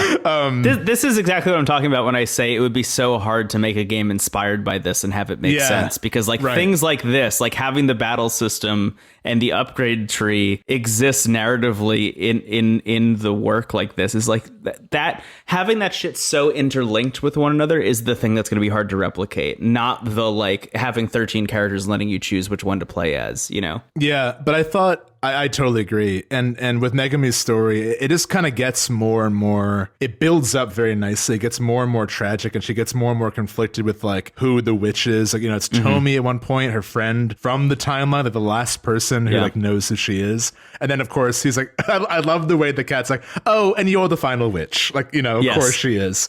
And she shoots herself. She shoots herself, yeah. But I think giving her the most tragic story and giving her the least power, and then ending the game with like the biggest moment of like peace and hope with her and Juro, I think is really beautiful. I very much agree. Yeah. Weirdly, we'll talk about the end of the game now, but you break out and the pods open, and it's from Juro's perspective, and like they're naked, which at first I was like, all right, Vanillaware, like, can we chill? But honestly, what ended up happening later was like this really beautiful like Adam and Eve vibe, and like the art of the world, like them finally leaving the pods and leaving this left to right perception of reality and like seeing what the world looks like. It's beautiful. Like it really feels like you're in the real world suddenly. It's extremely moving. Yeah. Yeah. I was so surprised at how like brought to tears I was playing the end of this game. It's a really nice ending. And the epilogue we'll talk about probably later, but like that moment with her felt deserved because she was given one of the more harrowing stories. Yeah. Yeah, one of the things I find so interesting about Megumi is just like, I mean, obviously beyond this desire to just like have Juro Izumi back, even though that's never going to happen. It's this. I actually just forgot my whole point, so maybe we should just move on. Shit. We were talking about the final moment with her, the tragedy, the cat shooting. Oh yeah, I think it had something to do with the overall plan. Oh yeah, one of the things that I find really interesting about Megumi's story in general is just this concept that like there are two ideas at play in the world at the moment. One of them is like we should escape these loops via ending them forever. Like this is an ongoing tragedy to have these loops exist, to like have the kaiju come and like wipe everybody out and like destroy these clones and build them back up is like fucking horrifying, and we should just stop it. Like we haven't earned this as a race of like of beings. Like we as humanity should just end because we had our time and that's it. Like that's one of the philosophies driving some of the major characters in this game. And the other side is the Morimura side, which is the Operation Aegis, which is like if you can set off all of the what are they called, the like center things? Oh yeah, the like activation points or whatever. Yeah, the activation points. Yeah, when you set off all the activation points, it will send kind of a note out to the big AI that's running all of the simulation. Universal control. Yeah, it's called universal control, and say like, hey, there's a fucking virus in your program. You should really wipe this out. This sucks. Which will hopefully clean the kaiju and allow the loops to keep happening. And what Juro finds, I think, which I think is so interesting, and I love finding this out in Megumi's story, and it was so great to play her as like pretty much last for this reason, is that Juro is like, there's actually like a halfway point between these two like really horrific ideas that is worth pursuing, and that's like, we can end the loops and we can alert universal control and get rid of the kaiju, but it involves fighting. It involves standing up and saying like, I want this to happen, taking an active stance in this instead of it happening passively to you. And I thought that was really special. I thought that was really a beautiful idea. Juro Izumi, who like seems kind of self-centered, is actually kind of reverting back to this original version of him that we see in 2188, and like being the person who helps everyone, even if it means his own death. It rules. It's really cool. I mean, it's the same flip with Morimura, where it's like the person responsible for the devastation of humanity is the one that has the idea to help them at the end. Yeah, totally. It's brilliant. And I think, honestly, if I had to choose, like, if you could only play through one person's story and observe the events of this game, I think it would be Megumi. Not to say that she is like my favorite character, my favorite story, but I just think she gets the most observation of everyone else. Yeah. Like you see other characters, you run into them in moments with the gun. Like if you're going to make a movie of 13 Sentinels, Megumi is the one, because she's also there at the end. It ends with her and Juro. Yeah. So like it feels weirdly central. And you got a talking cat. What's not to like? You got a talking cat. He's got a great voice. You're the last witch. It's so good. Yeah. Did you play this with English voices? I did. Yeah. I was debating which to choose, and I was like, I may switch between, kind of like you do. It helped that half the voice cast is from Three Houses, so I recognized immediately a lot of voices. But yeah, the vocal cast does an incredible job, and the cat is like perfectly hammy. Yeah. My plan originally was to switch between English and Japanese, like do an hour of one, do an hour of the other, and then, commit after that. I ended up just playing the whole thing with the English cast because they were so good. Yeah. Really well done. Incredible. I guess that's it on Megumi. I'll say too, my favorite support mech of the 4th generation models, she had the coolest moves. She could like regenerate shields and like a few other moves. Yeah. Used her all the time. I actually brought Megumi with me to the last fight because her mech is so fucking cool. Yeah. Yeah. I will say like my usual strategy is like just get the 2nd generation and put turret guns everywhere, sentry guns everywhere. Yeah. Anytime they can move, put a sentry down. Yeah. Yeah. Yeah. But Megumi was a good mech. Yeah. Cool. Thank you, Megumi. Thank you, Megumi. I'll like to say that 9 more times.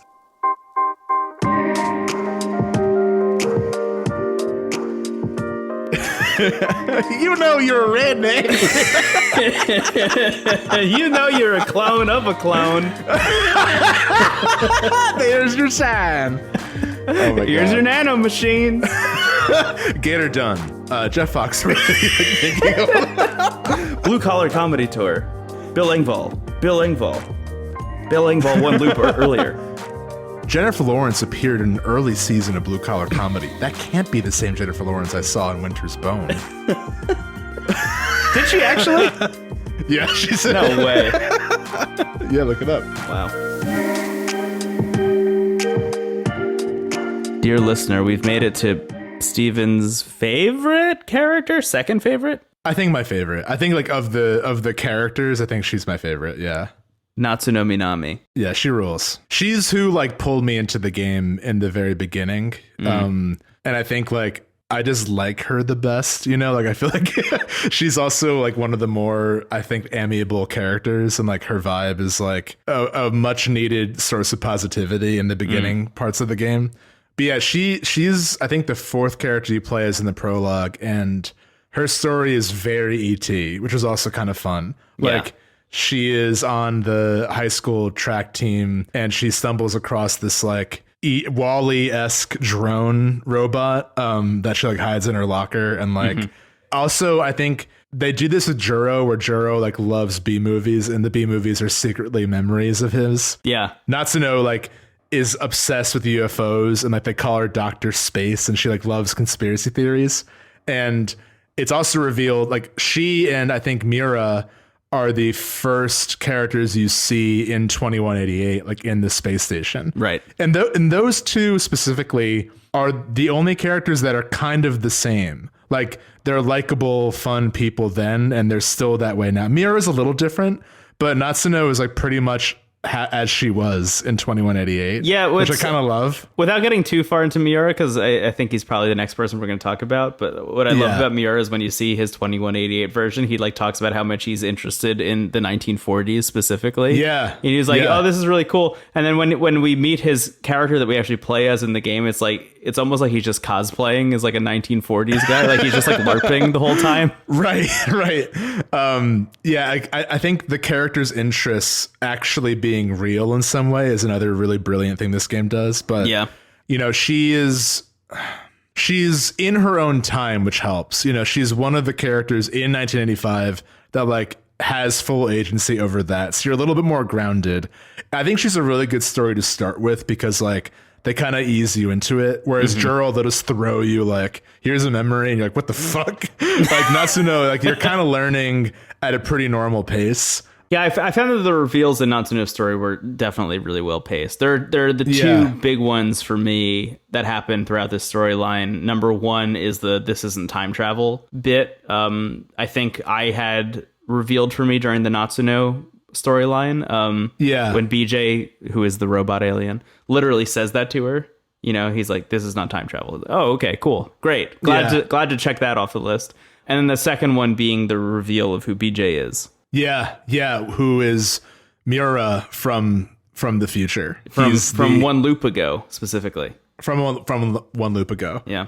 I thought it was the Miura from like the space station who like put his AI in that robot. It is it's one loop ago Miura who put himself in the Sentinel to escape the whole deal. Gotcha.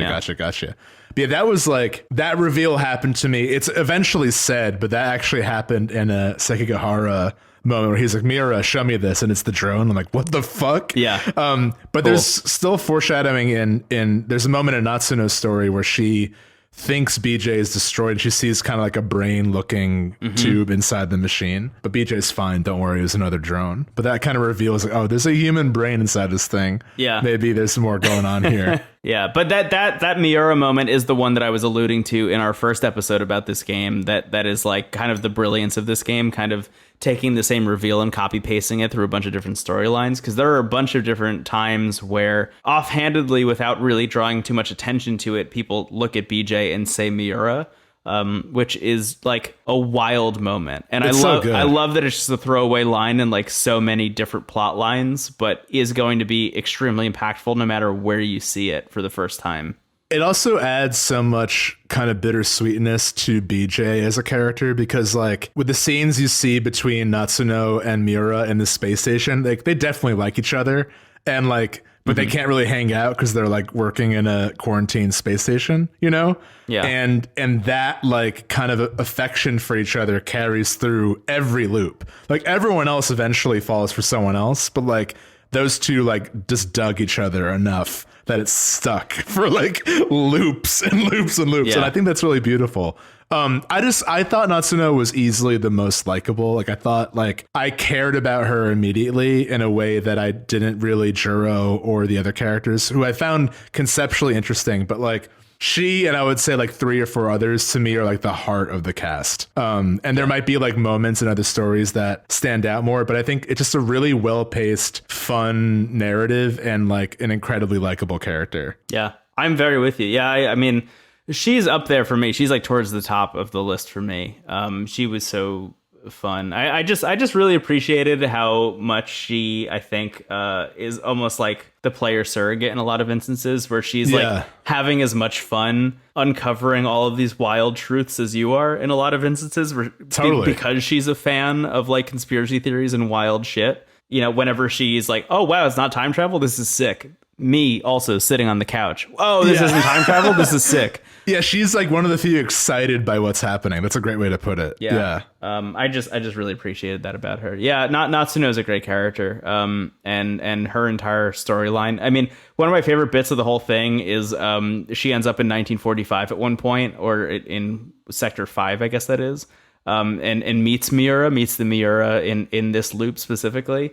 And it's like the moment when the kaiju attack, which is a harrowing moment when you're playing as Miura, because you play that moment as Miura also, and you see them show up and they're like War of the Worlds kind of looking machines. Really scary shit. But in the Natsuno Minami version of that plot beat, Miura goes and gets into a Sentinel, and Natsuno and BJ are like, let's follow him. And then you end up in the Sentinel, and you just like are in the Sentinel as he's fighting the kaiju.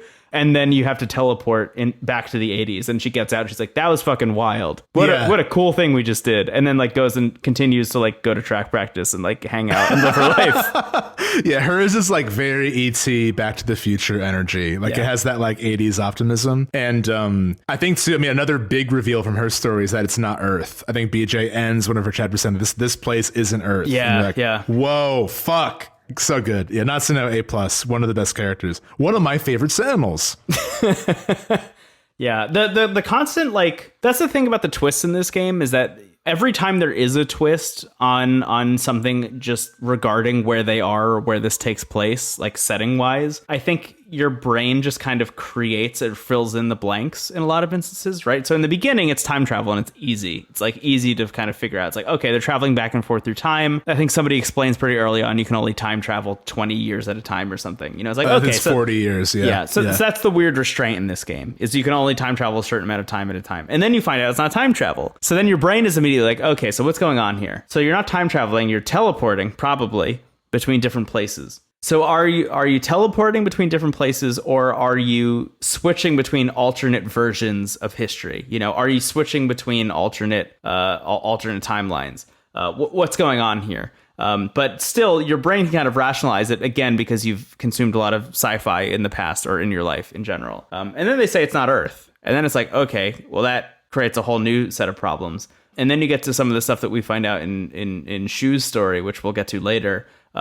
Which, like, I think was the moment when I pieced together what was happening, or what I thought was happening, until the final reveal. Like, as soon as Shu's thing happened, it was like, yes, I get it. Yeah, that's the thing. Like, as imparsible as it is to explain, like, the game reveals the rules so well. And that's kind of why I wanted to frame it with, like, what we opened the episode with, because that's what the story is. They knew that going into this game, and everything else is just leading up to that reveal. Right. I also think another moment in Natsuno's story that I really love is the reveal that Yuki was her mother in 2188. And like, there's this record, because I think Miura is like, I'm from the 40s. What are you talking about? And BJ is like, incorrect. I'm you, motherfucker. And here's like, here's a video of me Skyping with my crush Natsuno, and her mom being like, what are you guys doing?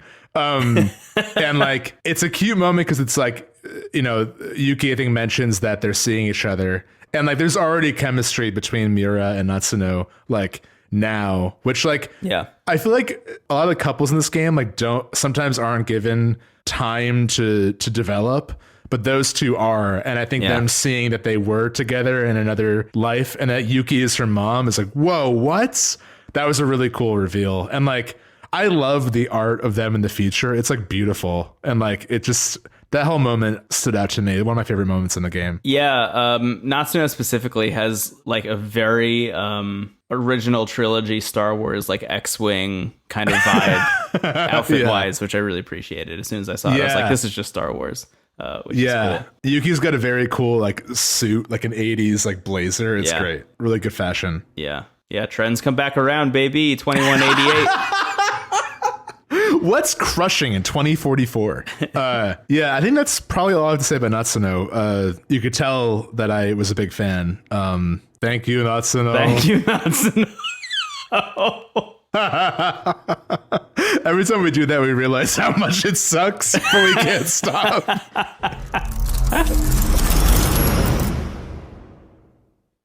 Keitaro Miura is the next character we're talking about, Steven. He is an interesting dude. I do like when we see his 2188 version, and he's like, I love the 40s, and then he ends up living in the 40s, and it's a fucking nightmare. He has a little sister named Chihiro, who we have already discussed. Turns out to be a clone of Professor Morimura with the memories of 2188 Morimura implanted, correct? Yeah. Horrifying. And is friends with Tomao Kurabe, who is Juro Kurabe's grandmother. Great. I just think so. Like, he is one of, I think, the first characters you unlock after the prologue, depending on. I think if you play Natsuno's story first, like I did, you'll unlock him first. And just the fact that this game, we've already addressed the sort of like time discrepancies with him. But like you, at that point in time, you just know he's from the 40s. He's got like a 40s military cap, and the background when you're like highlighting his character is like buildings burning down in like 40s Japan. Yeah, just the smoldering ruins of a village. You select him, and then the first scene is him in the space station saying that he likes the 40s. So like that. Even if you don't piece together what that means, the fact that they choose to open his story in space when he's like screaming the 40s is such a brilliant twist. Yeah. It's real. And what's even more kind of eerie is like if you go to analysis and you go to the like timeline of all events, that scene with Miura is the first thing that happened in all the events of this game. Him flirting with Natsuno over Skype in a space station is the first thing that happened. Yeah. And he's easily also one of my favorite characters. I think you can divide, as we have done, the characters into sort of ensembles, and like the ensemble with Natsuno, Miura, Amiguchi, and Yuki is like easily my favorite group of characters. I thought his story was incredible. I think it starts off, with the rules of like, okay, this is a time travel story. It's inherently interesting of having someone from 40s Japan sucked into the 80s, and like how he interprets that. And he's, at first he thinks he's in America, and he's like, oh my God, like, what am I doing here? This is the enemy. And then, well, he thinks America won the war and that they invaded Japan and took over Japan. Right. Just seeing him process being in a modern city and then realizing it's Japan, but it's not the Japan he knew. Like, if this game was just a time travel story, that would be a brilliant moment, and it is. Agreed, like, it's I think he is one of the few characters to like really devote a lot of his story to like processing where he is, and it really works. And I think like obviously the stuff with like BJ and Natsuno is great, but like I just really enjoyed his character. I liked him too. He's very respectful. He still has that like kind of like on military time aspect to his personality. Yeah, very much. Like Natsuno is like, okay, I got a fucking ET robot, and now this kid from the 40s. Hey, Juro, can you have him over? Meanwhile, Megumi's making him dinner. I love that moment where like all those plots can crash in together, and it's like just a fucking nightmare for Juro. Because like, why does this girl want to make me dinner? What does she want from me? Who is this guy who's clearly from the 40s? Get out of my house. Where's my grandmother? Where's my grandmother? So like I thought that Miura worked as kind of like a fish out of water story, and then gets way more interesting when he has to like kind of confront like his past, but that is actually from the future. Really, really cool story, and like such a lovable character. I really liked him. Yeah, and as you mentioned, it's one of those instances where you can figure out where the story is going before they even reveal anything to you, because, outside of the fact that they open his bit with you in space in 2188, and then if you check out analysis is the first thing, just the fact that you watch the kaiju attack the 40s and there's no mention of that at all in the 80s or anything past that. There are actual moments where they draw attention to the fact that he goes and looks up the history books and sees nothing about big fucking robots attacking. And is like, what could that possibly mean? It kind of clues you into the fact that whatever you saw in the 40s has no bearing on what's happening in the 80s, and like allows you to draw the conclusions as to what that means. And the only mention of kaiju outside of that is B-movies and video games, which is so brilliant. Yeah. Like the fact that it's like actually based on that in the coding of the simulation. Yeah. I thought Miura was great. I don't really have much else to say because I feel like we kind of covered a little bit of him with Natsuno. And they, them together was like easily my favorite romance. Like I thought that was really cute. And like, I was very invested in that relationship. Yeah. I thought Miura was an excellent character. Yeah, me too. I had a really interesting. I thought his multiple sacrifices over the various loops I thought were like really moving. You know, the fact that he put himself into BJ in the first place was a sacrifice. The fact that he that the BJ version of him also sacrifices himself later to store more code in that drone was really moving. Miura's a good dude. Yeah, very selfless. Yeah. He's got a very I think his desire to live in the 40s is almost like in desire of helping people, you know? Like and that pays off in a big way. Yeah. It was very interesting to watch him and the next person we're going to talk about, Hijiyama, like hanging out in the 40s, talking about the merits of being in the Japanese military during World War II and how much they wanted to fuck up America. That was a wild experience. Yeah, it was. It's a lot. And they're like, I think that's another interesting arc of like them. Because like you said, it's like almost like they're cosplaying, or Miura specifically is like cosplaying as like this World War II reenactor. Yeah. And also knowing where Hijiyama ends up in, or where he came from in 2188, it's no surprise that like if they were able to choose where they ended up, that Hijiyama also picked the 40s in World War II. You know? Right. If he's the leader of the military who's deciding that he's going to run this colony in space, like it's no question that he would end up as a fucking experimental military weapon project pilot in the 40s. Like, duh. Adds up, yeah. Yeah. Cool. Really wild. Yeah, Miura's an awesome character. A big fan of Miura. Definitely like top 3 for me. I would agree. Yeah, absolutely. Yeah. Thank you, Miura. Thank you, Miura. Takatoshi Hijiyama, the patron saint of yakisoba pan. Yeah. Here he is. He's the third. So the prologue is Juro, then Iori, and then Hijiyama. Yeah. Right. Who then you don't get to play as until like the end of the game. Right. So I think like he definitely made the game more interesting. Like I was kind of enjoying it with Iori and Juro, and then I think his plot, just because it was like, I'm in the 40s now, I'm in 1985, and I don't have like any money or know anyone. Yes. You know, Miura lucks out with Natsuno helping him, but like Hijiyama is like on his own. And he's like, I think he fights Ogata. Like he just like gets in a fight immediately. He's one of the tough guys in this ensemble of Sentinels.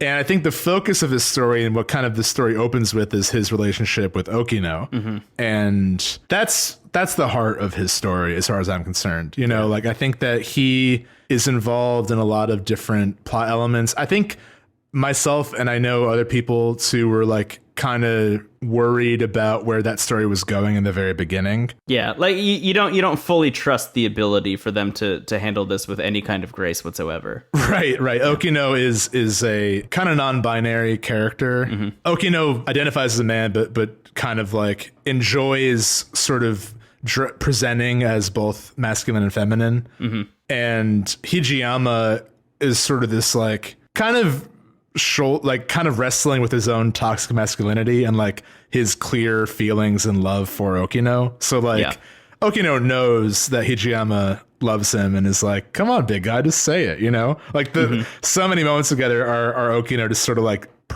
on purpose making Hijiyama jealous. And I think to me, the moment this story really crystallized is when they're like in space and he just says like, I love you. Like he just fucking says it, you know? Yeah. And I really I'm just so glad the game did that. And it's also worth noting too, like they were in a romantic relationship in 2188. Even when he was this like rigid general, he loved, not that, you know, should mean anything, but I think he's still kind of presenting in this like traditionally masculine way, but like is always and has always been in love with Okino. And Okino, actually in 2188, Okino's kind of even more lax. And it's like, yeah, just threw in video game code, whatever, you know? Yeah, and like, that's one of the silliest bits. It's one of the most like, if you've ever like hung out with or talked to or like been around programmers at all, the idea that you would just like copy paste some code from a video game into this other thing just to get the work done is the most like realistic thing that happens in the whole game. It's awesome. Yeah.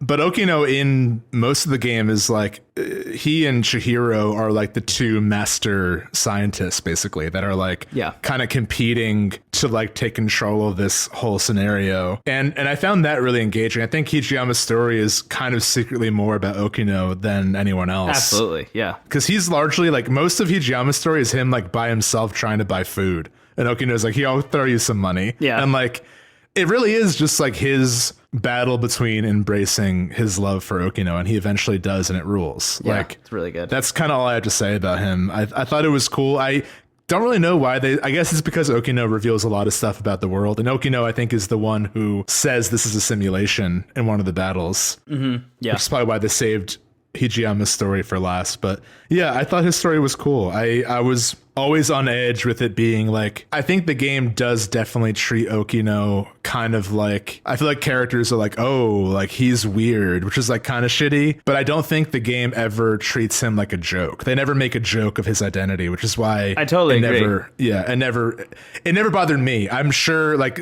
I welcome all takes on this portrayal because I think that there's a lot to say about it, a lot to talk about. But I think that like the game is honoring their relationship and honoring the character as far as I'm concerned. Yeah, I was really surprised at how well this was realized in this game. What was not expecting it to be handled with such like a deft tone.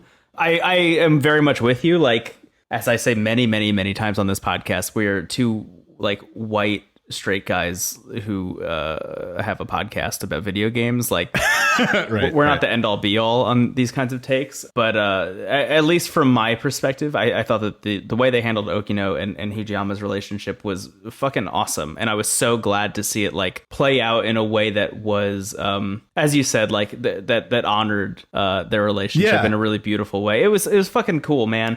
Outside of like even that stuff, the like just like fun, like goofy shit that the two of them get into throughout the course of Hijiyama's story was really fun. They spend a lot of time messing around in the heads of other people, which we'll talk about in Ogata's story a little bit more. Yeah, that's incredible. But a lot of their story is like Hijiyama like being the muscle going out, like whacking someone over the head and then like hooking them up to a bunch of computers so they could see what's in their brain. Like, it's so funny to watch that over and over again. Yeah. I loved Hijiyama's story. I think this is like again, I've said this maybe for everybody, so maybe I need to actually think about it a little bit more. But like, I was gonna say top 5, characters. I think Hijiyama was so fun. It was so funny to be running around. Like, anytime you went back into Hijiyama's story, to know that the first thing you had to do was go around and scrounge up enough money to buy yakisoba pan was like the funniest shit.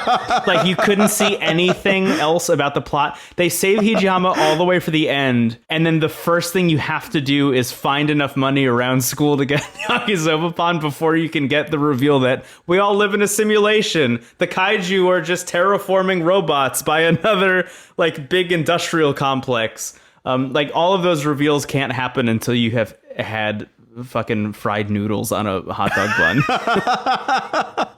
And I think going back to like Okino's relationship with Hijiyama, like, I think the reason I think it was handled well is like the game is openly kind of criticizing Hijiyama's resistance and his like very much, his like, oh no, this isn't right. I'm like a man's man. I shouldn't be feeling this way, which is like a feeling a lot of people go through when they're discovering their sexuality. I mean, there's so many external forces. Hey, if you grew up in the fucking 40s, you'd probably have that like internal battle with yourself. And I think ending, with him like saying I love you in space to Okino is like top moments of this game. It fucking ruled, like you said. Yeah, same here. Yeah. Thank you, Hijiyama. Thank you, Hijiyama. Anything else about him? He was also a great mech. A Demolisher Sword, A+, good. Yeah, this is actually the moment where they Hijiyama eventually runs into Miura when they realize that they're both somehow in 1985. They're both like, holy shit, you're here too. Oh my God. This is the moment where the two of them actually have a conversation about, like, Miura says, I saw the fucking kaiju attack, or he says, I saw the Americans attack and they wiped out the whole city. Like, how is it here? And Hijiyama's like, I know everything that happened in the history between where we came from and where we are now, and that is not mentioned anywhere. I don't think that anything that you saw has any bearing on what happened here, which is the first like real holy shit, maybe this isn't time travel moment if you haven't hit that already in Natsuno's storyline, which is really cool. Yeah. Totally. I also love the battle between like Miura's version of yakisoba pan is the hamburger. Hamburger. And they like get in a debate about it. Like near one of the final battles, he's like, yakisoba pan is the food of the gods. I will not hear about this hamburger you speak of. Yeah. And like Okino was like, don't you want to eat anything else? Like there's other food. Like if you like that, you'll probably like other stuff too. And he's like, no. Very fun character. Thank you, Hijiyama. Thank you, Hijiyama. Nenji, the Pompadour Ogata.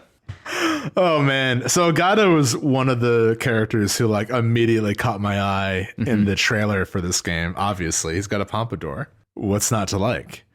He is sort of the like punk with a heart of gold, Ryuji head first vibe. I was really surprised how his story went down because he shows up in a lot of other people's and you're like, what's this dude's deal? What's going on with Ogata? And like, it's perfect for Ogata that his story has nothing to do with him. Like he's just thrown in this Groundhog Day situation. Yeah. And like, what a better like protagonist. Like, I just think there's something so funny about like, I feel like the writers made all these characters and they had the general framework in mind. Like, okay, we want to do a time loop story. Which character would be best? And like, would it be funny if Ogata was the one in a time loop? Yes, like, that feels like exactly how this played out. Yeah. He's at a train station with Tomi Kitsuragi and he basically like waits at the station with her. She says the same thing. If you go to the left, there's the rival Pompadour gang member who like gets his ass kicked every time he's on camera. If you go right, I think sometimes there are different characters. 3 trains come, I believe, and Kitsuragi gets on one of them. I forgot which one. But basically, every time like that series of events ends, the kaiju attack, everyone gets destroyed, and Ogata wakes up naked in a Sentinel in space, and he's like, "What the heck am I doing here?" Yeah, like just like, what if Biff starred in Back to the Future? Incredible. And of course it's Okino and Hijiyama. They've like hooked up Ogata to this various machines and what are they trying to get from him again? So the whole deal is that they're running him through, they don't even know where he is or what he's doing technically in this like simulation within a simulation that's happening. All they know is that like they are trying to find who has the decode. So the decode is the thing that like calls the kaiju to a place at a given time. And apparently throughout the different loops, since this virus was introduced, different members of the 15 characters have all like held the decode at a certain point, and they thought that Ogata had it and then found out that he didn't, so they need to see who he passed it off to, who did the decode jump to from him. So essentially what they're trying to do is like have him look through his own subconscious and essentially his nanomachine's subconscious to find out who he passed the decode off to. But his subconscious is going to create that situation any way it wants or any way it feels like it can kind of parse out this information. So in this case, it creates a train station in 1985 that he's constantly looping through and running into essentially all 13 of the characters that you play as throughout the game. Yeah. It fucking rules. I mean, it's great. It's really good. I think it's another reversal of fate where like he is a character that is constantly getting into fights, is always head first, leaping before he looks. And this is a situation where he actually has to think things through. Yeah. And he ends up being very intelligent and very perceptive if he takes a moment and actually thinks things through. I do really appreciate that this. So as we mentioned earlier on, there are a lot of really interesting explorations of how the very like base level game mechanics they've built into this can work for different kinds of storylines. This is one of the more interesting ones, just because like as you're walking around as Ogata in this place, you could solve this pretty quickly, I think, but you're probably not going to because there are a lot of like very specific things you need to do at specific times. But there are also versions of it like you could really bump up against the edges of this and like see how far they've kind of programmed into the game. So like you could just say I'm not going to do any of this and like get on the train, just hang out and like just do a normal thing and like try and get away. The first time you get on the train, you find out the kaiju attacks and it wipes the train off. So you can tell Tomi the next loop, it's like, okay, let's not go on the train at all. Like, why don't we just walk to school instead? And you walk, and as as you're walking, the kaiju attack anyway, and then you end up dying like out in the street somewhere. And you could just keep bumping up against it over and over again before you eventually like settle yourself down and say, okay, I guess I have to play by these rules and I have to figure out what's going on here. But they really give you a lot of leeway to kind of like poke at the edges and see if there is like a fun way out before you have to resign yourself, like Ogata does, to the fact that he needs to find this quote unquote key. Because that's the thing that they keep saying every time he dies is you have to find the key. And he's like, I don't know what the key looks like. I don't know what the key is. A great reveal throughout his storyline is that it actually just looks like an actual key. Like he should have been looking for a regular key all along, which is wonderful because there are a couple characters who specifically talk about having actual physical keys on them, and you completely ignore it in the moment because you're like, it's definitely not a regular ass house key. and then right. Later on, when you find out it's Okino and stuff, Okino is like, no. It is a literal like metal key that somebody has with them. It's like, oh shit. I met like 3 people that had those. Yeah, I think like as a self-contained story, this also works. Yes, you know, like I think so cool. It's an incredible story, and I do really like him. So it ends like when he finally escapes, and you know it ends with him calling his mech. He tells Kitsuragi that he loves her. Yeah, who is like, you know, the one person he's like been with through this whole time loop. And I like them together a lot because like when they meet, she makes fun of his pompadour and he calls her dog face or something. Like it's not a great meeting, but like he's someone that clearly like feels more than he gives off. I do wish there was a little bit more time with them together. Like in the reveal of him saying I love you, I was actually a little bit surprised because I'm like, oh, okay.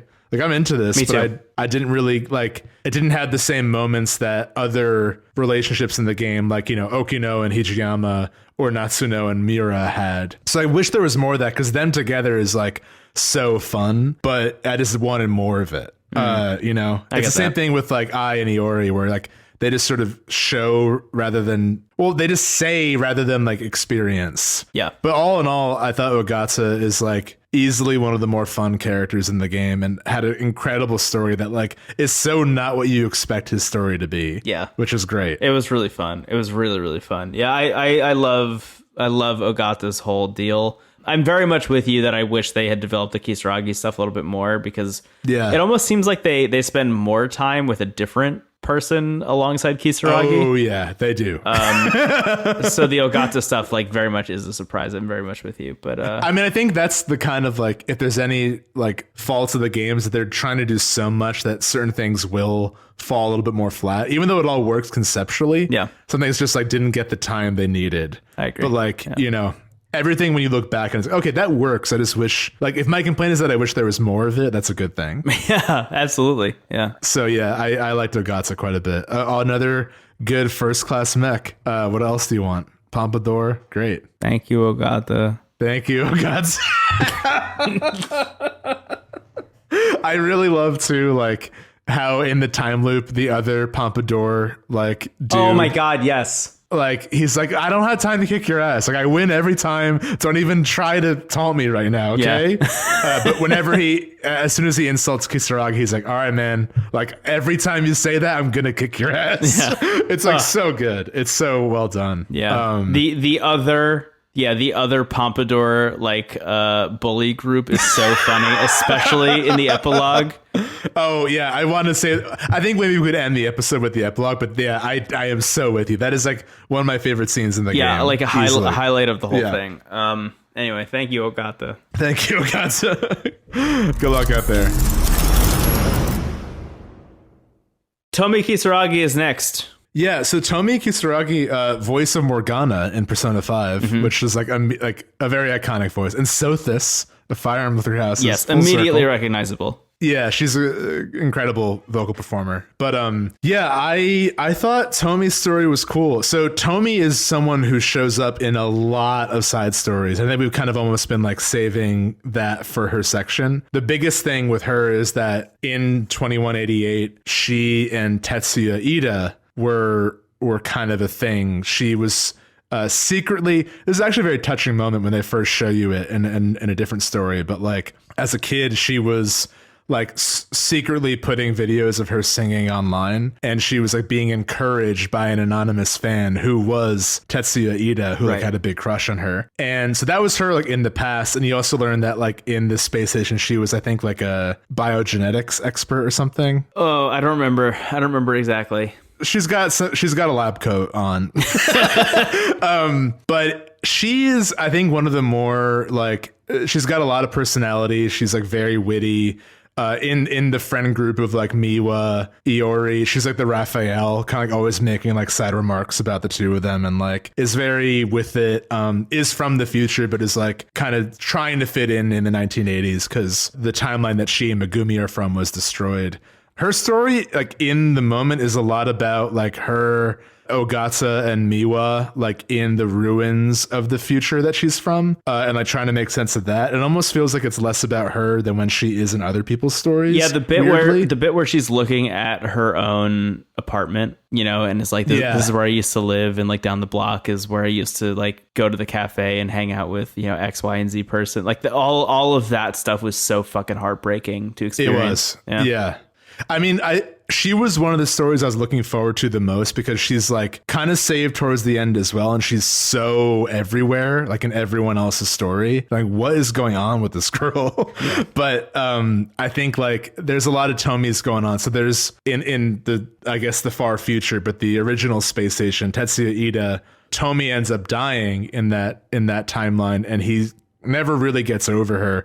And Ida's whole vibe in the simulation afterwards is like trying to be reunited with her. So like he makes an android that looks like her that 426 eventually takes over. And he also makes like an AI of her as an idol, which plays a really big role later on.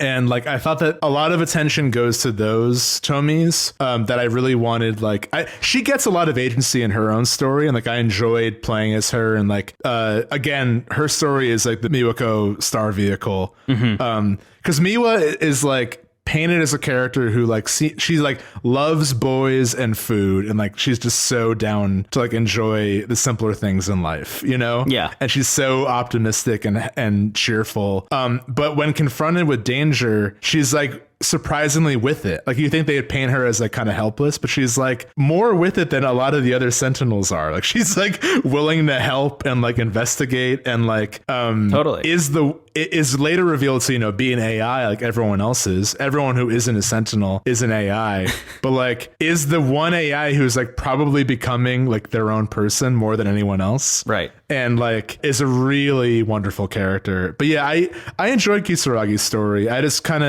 I think she's so everywhere in the game that like you might be hyped like I was to play as her, and her story might feel a little bit underwhelming by comparison, but still it's weird to say that she gets overshadowed by herself, but like that's really how it works, you know? Like when there's a robot version of you with like red laser vision eyes and a fucking gun who like is ripping other robots in half and you know, destroying a girl's bathroom and lighting it on fire like with their bare hands, like that's the version of you that I think people are going to remember more than the other, which is kind of a bummer. Yeah. I do think the like pop star version of her that we're about to get to is one of the more fascinating and wonderful bits of the whole game, though. I guess we'll talk about it now. We'll probably touch it again in Amiguchi's story, but the moment that we kind of cited in the last episode we recorded about this game, where there's like a moment with music, you know, she as the idol is appearing to Amiguchi through his TV screen as kind of like,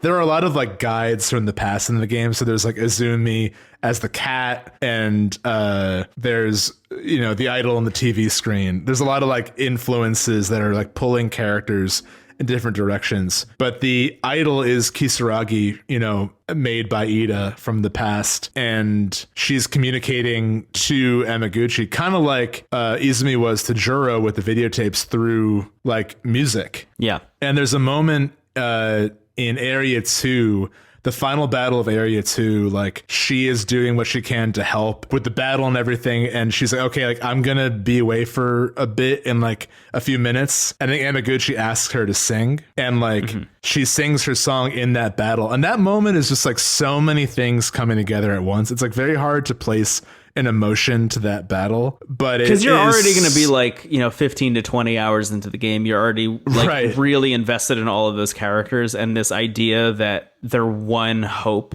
is going to leave momentarily, it is already crushing. And then to add like a legitimately incredibly well sung song on top of that, like the complete tonal opposite of giant robots fighting kaiju in the 80s. It's just such a good, like, I think there's a lot of things going on there. I mean, one, just the idea that this sort of like very sarcastic, quippy character who's like probably a little bit insecure is secretly this like wonderful singer, and that her like secret hobby is now being broadcasted like as they save the world. This is fucking rad. Like, that's so beautiful. But like you said, it's so not what the moment is with what's physically happening. Yeah. That it becomes like, I think this happens in a lot of media where like a song is used. I think like a very different moment is like Reservoir Dogs, where Mr. Blonde is torturing the guy to, you just put on a song that is so like antithetical to the moment that it ends up becoming something new entirely. It's like the sweet and salty combo happening. That's what this song is, but it's beautiful. Like, it really does feel like it's desperate and hopeful at the same time. I think those are the two big emotions I was feeling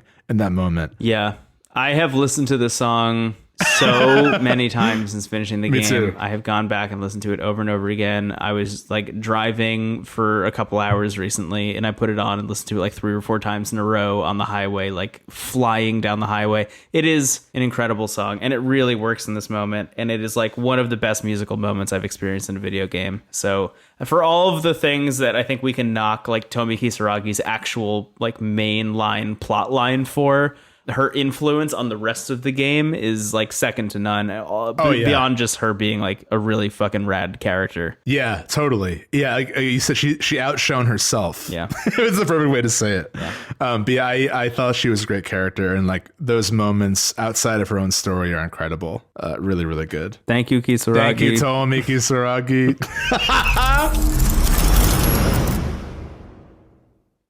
Let's get to my favorite reveal of the whole game, I think, maybe. In Shu Amiguchi's story. Yes.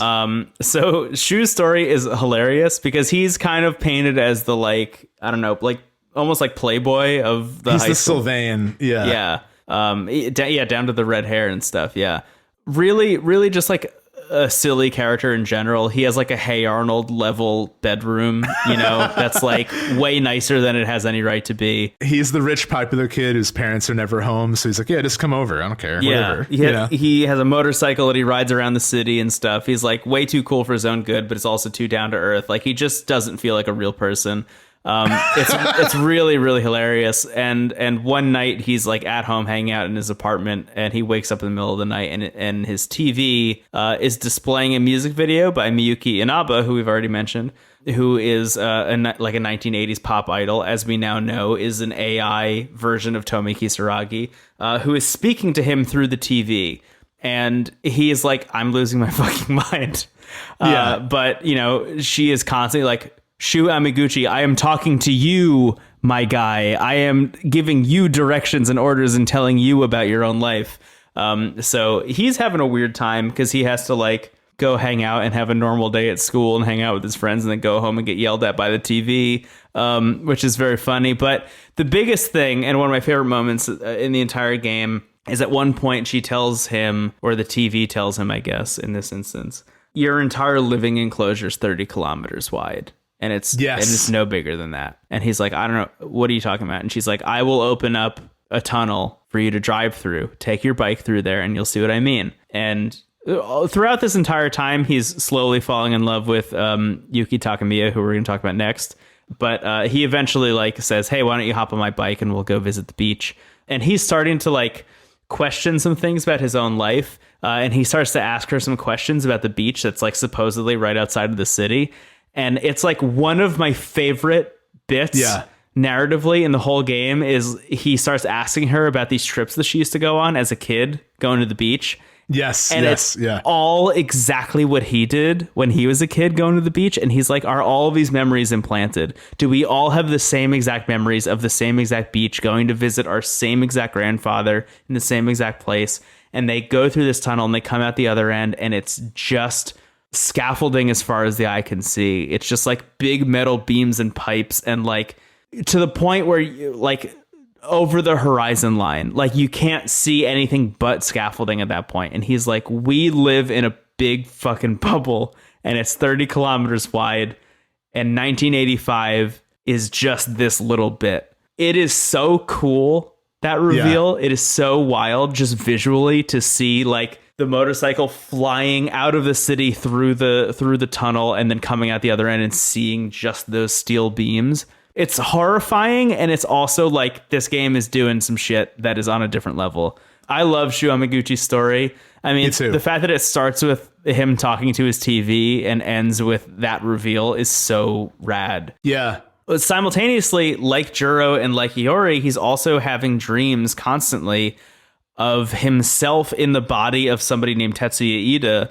And is like, you know, as we've learned from Juro and Iori, is reliving the memories of this person named Tetsuya Ida over and over again. And is like, this guy sucks. Yeah. This is the biggest departure, because I mean, I guess maybe Ryoko and A are also like very different from their former selves, but like Tetsuya Ida, I would argue, is the villain of the game in a lot of ways. Absolutely, yeah. And Amiguchi is great, and like, you know, he has some shittiness, but like he grows up a lot. And like there's a moment where he just fucking pushes Ida, because Ida's like walking around in this simulation, and like he stands up to him in like a very heroic way, which I also loved. I think the biggest like plot drops are in Amiguchi's story.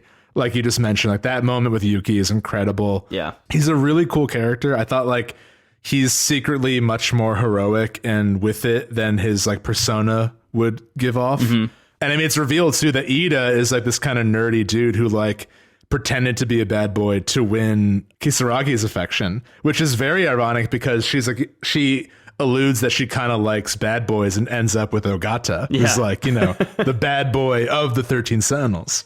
So yeah, I thought Amiguchi was awesome. I did actually like him and Yuki. I also wish there was more time, but I think it's kind of like I liked it by the end. I thought that their final scene together I thought was very sweet. Yeah, I agree. In the beginning, it's a little bit of like, dude, take a hint. She does not want to hang out with you. But like, I think that they're just such different personalities, and I think once he shows like his actual genuine side, I think that's what makes it work. Yeah, I think so too. Yeah, really, really cool stuff with Amiguchi. And I think like that scene between him and Kisaragi where like they're talking, you know, and that's when he's like, I was your biggest fan. I watch your videos all the time.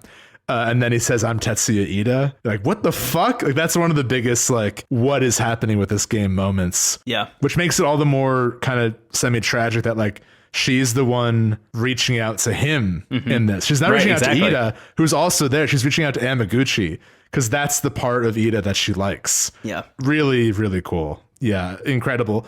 I think like maybe the best story. I don't know if Amiguchi is like my favorite character, but again, like the Miura, Natsuno, Yuki, Amiguchi group is like the heart of this game to me. Yeah, I agree. And Kisaragi, I think by extension. I agree with you. I think the Yamaguchi story is like easily the best, just in terms of like, I don't know, plot reveals and just like general storytelling, you know, just the arc of his story. Like if you sat down and played Amiguchi's from beginning to end, you would have just the wildest ride possible. Yeah. It's the wildest ride for sure. It has elements of Megumi's story, you know, like just replace the talking cat with a talking TV, but ends revealing some wild shit about the plot that I think is just spectacular. I love Shu's story. I thought it was awesome. It was so fun. Yeah, it's really cool. And he also like, it's blurring together a little bit, just like the characters in the game recalling things in the thought cloud. But he has that moment where he's like in his mech, like piloting over the ruins of one of the sectors. There's some, I mean, this game is so beautifully illustrated. There are just some images that are seared into my head forever. Really cool stuff. Yeah. Thank you, Shu. Thank you, Amiguchi. I hope you're enjoying that as much as we are. Dear listener. Anyway, thank you, Yamaguchi. Yuki Takamiya is a private eye. Yuki rules. Easily the coolest character, I think. Yeah. Her gloves are so fucking cool. Yeah, she walks around, she kind of like struts and like smiles cockily. And when you select her, she goes, cool. Wait, I can't believe we haven't mentioned this until now. How have we not mentioned that when you pick Juro, he goes, the exact thing you do all the time. When you pick Juro, he goes, me? For those of you who don't, I don't know if he's ever done this on the podcast, but Steven Hilger constantly, whenever you like mention him or ask him a question, will just go, me? That's true. The fact that we haven't mentioned that until now is shocking. Me? I laughed every time I had to continue Juro's story for that reason. Yuki has like this kind of like butthead like intonation with the way she's like cool. Yeah, it's like it's so good. Cool.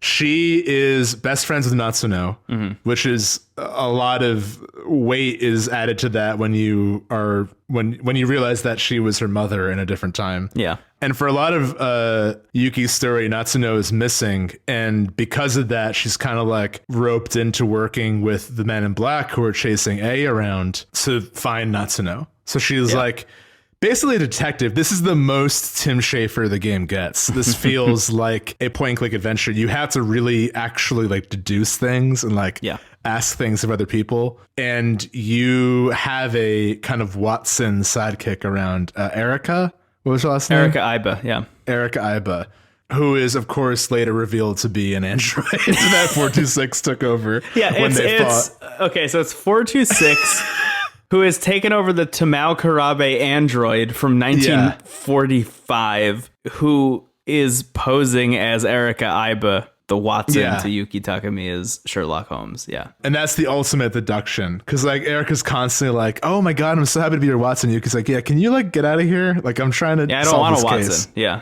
And then eventually deduces like, oh shit, she was like purposely misleading me, you know? Yeah. But Yuki's story was cool. I really enjoyed the mechanical aspects of it. You also have Shu like annoying you, Amiguchi in this plot line. But I think one of the moments early on that like showed there was more going on is like he asks you out for like the fourth time. You're like, dude, no, like get a hint. I've got so much. And I think there's a line Yuki has where she's like, I've got like so much happening to me right now.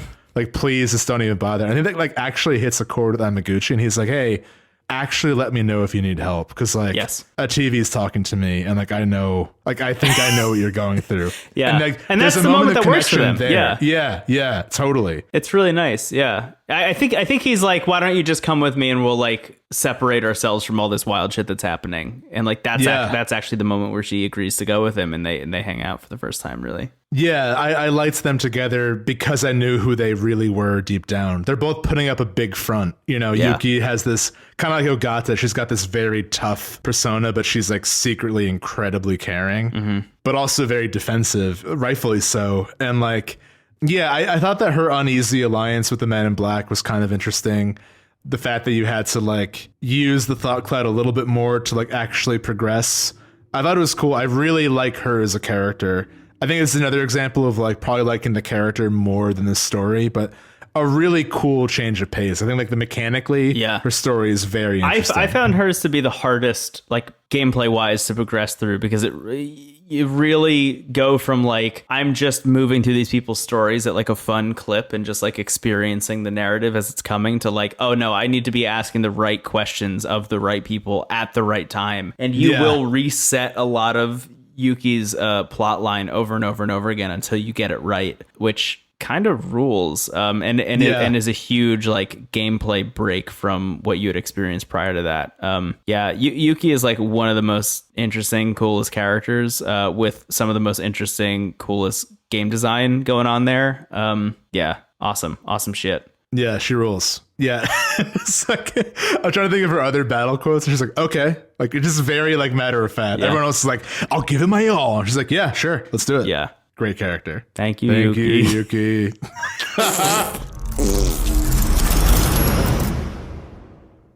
Shinonome is the second to last character. Ryoko, right? Yeah. Some characters I know better by their last name and some better by their first. I don't know why. Me too. The weirdest one for me is Hijiyama. I have in my brain as two different characters depending on if it's Takatoshi or Hijiyama. If it's Hijiyama, it's like the kind of like skillful 1945 pilot, and if it's Takatoshi, it's the guy who loves yakisoba pan. I don't know why. That's up.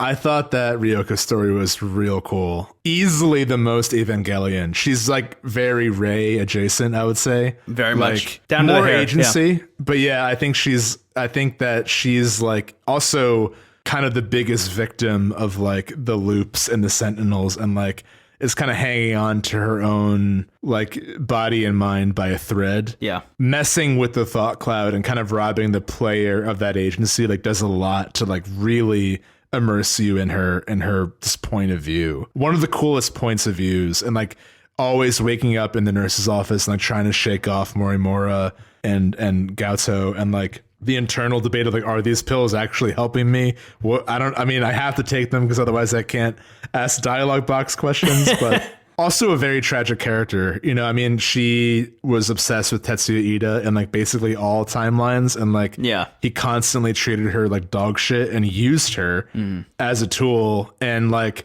her whole plot is trying to because she saw in the last loop shit go down. You know, they were losing the battle. Yeah. And she was convinced that it was A's Sentinel that like released this like virus that fucked everything up. And she's trying to like get revenge, but then she learns that her past self actually ruined everything. So like there's just so much. Just to drill down, by putting the virus in a Sekigahara Sentinel. Right. Like, she's actually the one who put it there on purpose. Yeah. Ooh. Yeah. I kind of wish there was like a little bit more relief for her at some point. I think that they like, you know, there's some fun camaraderie with her and others like towards the end of the battle scenes because she's going through so much. But I thought that the reveal that like her past self is in many ways like the reason why this game exists and the reason they have to face these hardships was really well done. And I think that like her tenacity to like go against that, even when she's like basically gone, you know, she's like as far gone as you can get. I thought it was a very heroic character. She was a very heroic character to like still try to do right even when she's like so unstuck in time. Yeah, I really like Ryoko's story. I think it's easy to play it and be like, this is Evangelion, you know, this is right. This is just kind of like a spam the pills button until you figure it out kind of storyline. But I do really appreciate, and as I said in the beginning, I really appreciate that it is like her storyline is the clearest like distillation of the themes of the game as a whole. I think is like fighting through whatever it takes to turn your back on the evil shit you did earlier, you know, and say that won't define you. I loved Shinonome's story. I thought it was really cool. Yeah, me too. Yeah.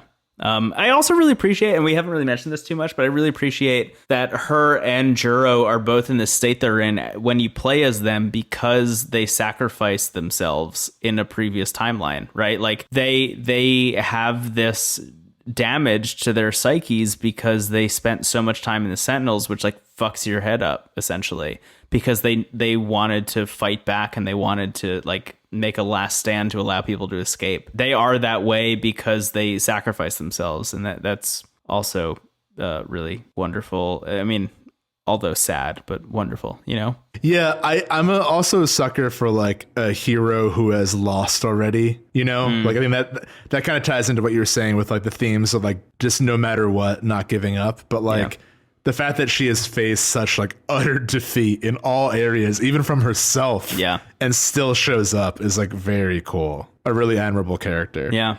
Thank you, Ryoko. Thank you, Ryoko Shinonome. Sorry to do a disservice to you by saying that in that way. Renya Gouto.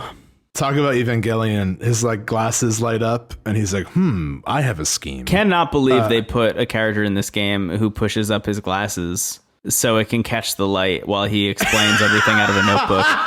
unreal that that's actually why Gouto if you ever exists wanted in this like game. a t-shirt gun of exposition, that's what Gouto is for you. Yeah, it's so funny that they save him for absolute last so he can just explain all the things in case you like didn't fully grasp all of it or like didn't spend a lot of time in analysis mode. He's like when you're catching up on DBZ and they're like, last time, Frieza almost. It's like, all this stuff. It's 28 about, like, minutes of whole last saga. time on DBZ and then 2 minutes of Goku charging the Spirit Bomb. Yeah. I thought that Gouto not being a villain was probably the most interesting thing about his story. I totally agree. Yeah, especially because when you first meet him, I think in the very beginning in his prologue, it's revealed that he's the CEO, or in 2188 he was the CEO of Shikishima Industries, who built the kaiju, which I'll get into a little bit later. But yeah, wild. Yeah, I thought he was cool. I mean, it's also like in the early battles, he kind of seems like he's the leader. Like he knows the most.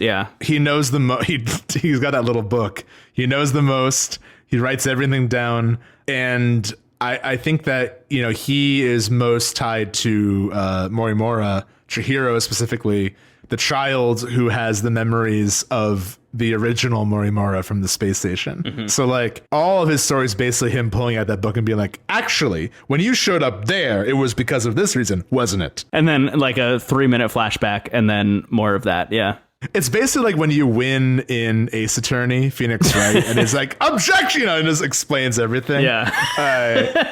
I thought it was fun. I think by saving it for last, they're hyping it up a lot. And I think maybe by then I just really wanted to see the finale. So like, I don't know if it had the like oomph that it maybe deserved. I very much agree. It doesn't have the narrative weight when those reveals happen. Because honestly, like thinking back on Gouto's story, I don't remember any of the reveals that happen in that last bit that actually changed the way I thought about the game or the narrative at all. I mean, talking about all of them, like everything that happens in Amiguchi's story is like 10 times more interesting than anything Gouto pulls out of his pocketbook. Yes. Yeah. So like, not a bad story, and it's over pretty quick. It really is just like him doing like I just beat Edgeworth case, from my pocketbook. Yeah. But I like the character. I thought he was fun. Honestly, my favorite scene with Gouto is when you have to sick Miwa on him, and she's just like so overcome with her crush for him that he's like kind of nervous, but is too polite to like walk away. Yeah. And that's how you get away as Ryoko is like,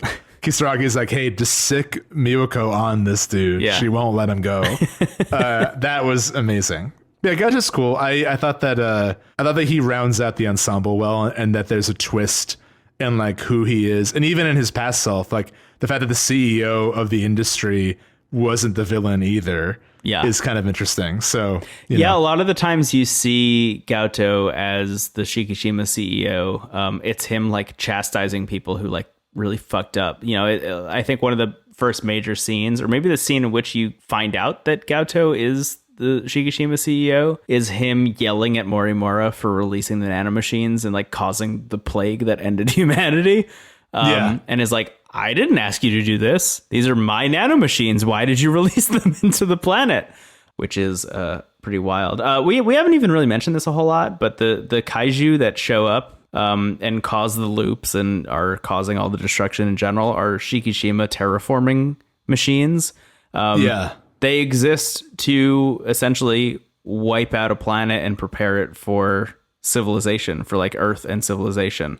And they've gone awry. So they're showing up in civilization to try and get rid of it to create civilization, which I just thought was a really fun twist. I don't know. That was one of those moments. That was one of those holy shit moments for me.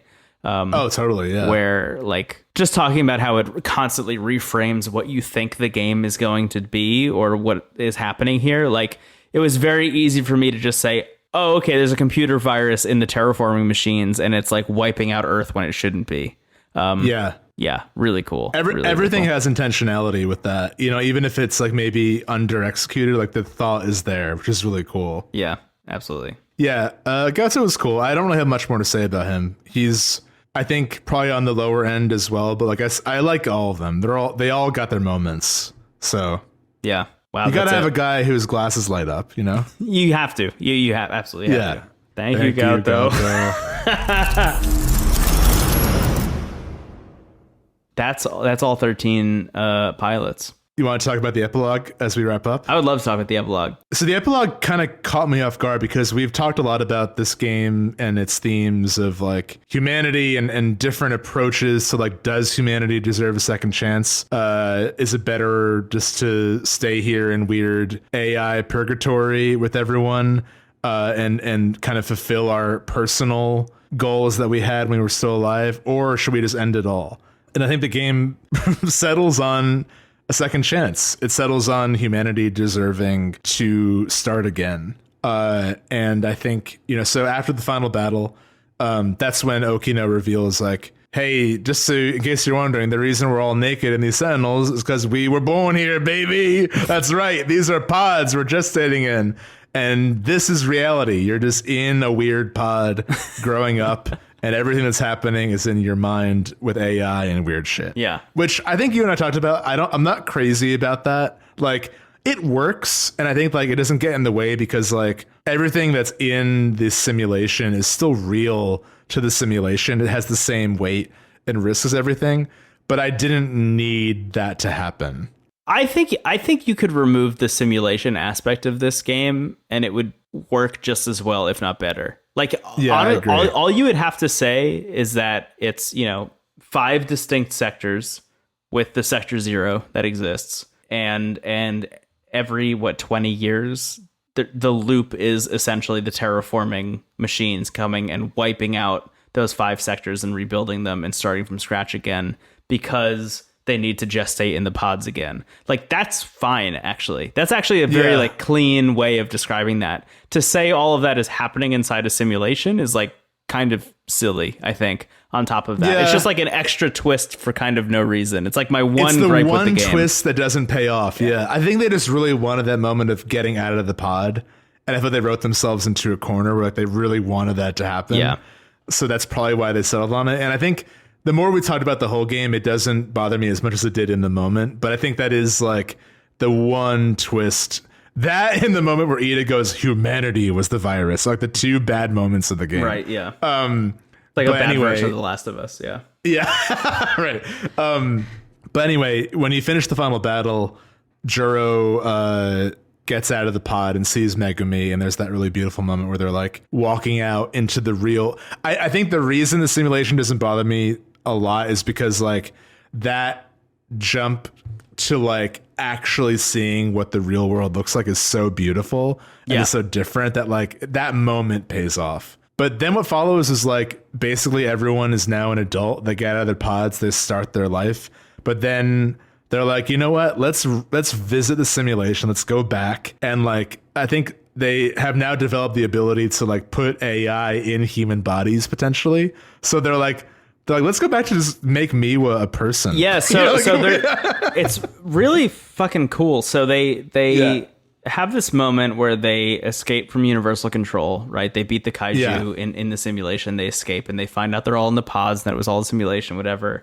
And as soon as that happens, it kind of enacts all these protocols that were supposed to happen originally before there was a virus implanted. Yes. Which creates this like video message from the original 2188 version of Professor Morimura, who was like, yeah, we sent out a bunch of probes to find a bunch of candidate planets for places for humanity to settle because Earth is fucked because of the nanomachine war and whatever. Sorry.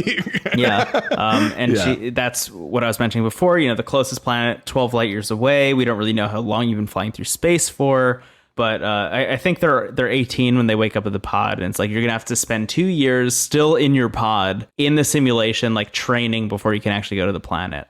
And that's the whole Morimura bit, but then they cut to the 2188 version of Juro Kurabe, who is like, hello, how's it going? I'm an AI specialist. I created a whole bunch of like different AI people for you to live alongside that are like versions of people who actually existed in real life.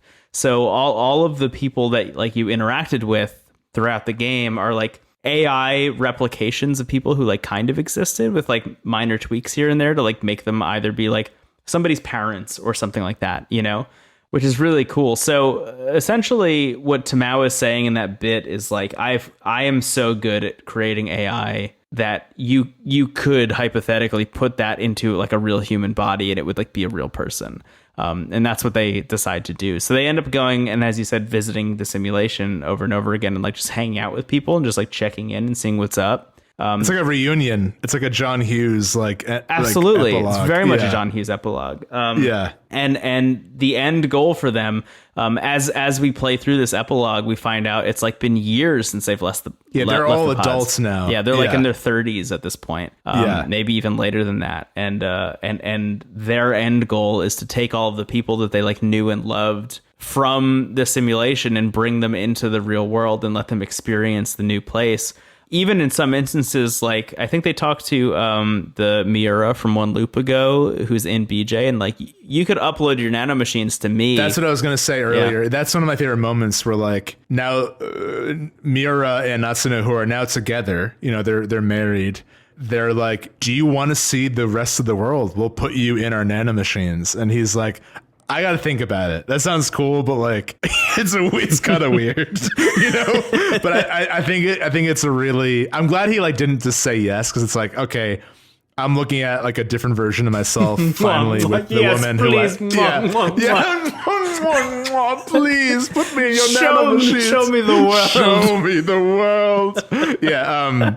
But that was a really beautiful moment, and I think what we were talking about earlier is Ogata shows up to the Pompadour guy, and he's like, "Hey, man!" And he's like, "Oh my god, I missed you! Kick my ass, or whatever you want to do, man. It's been so long." That was really fun, and this whole time the song is playing. Like the game knows how good that song is, and like that's happening. Iori and Kitsuragi want to bring Miwako. Like that's like the first person. They're like, "We want to make you a person." She's like, "What? I'm fine here," but they're just like so happy to see her. Yeah. And there's some really beautiful moments too. I think my favorite was actually, and this is why I like actually really like the relationship between Amiguchi and Yuki. Shortly after the scene with Natsuno and BJ and Miura offering to show you the world, Yuki and Amiguchi show up and they're like, "Hey, we gotta go out of the simulation quickly because like we gotta, you know, our daughter needs our attention." Yeah.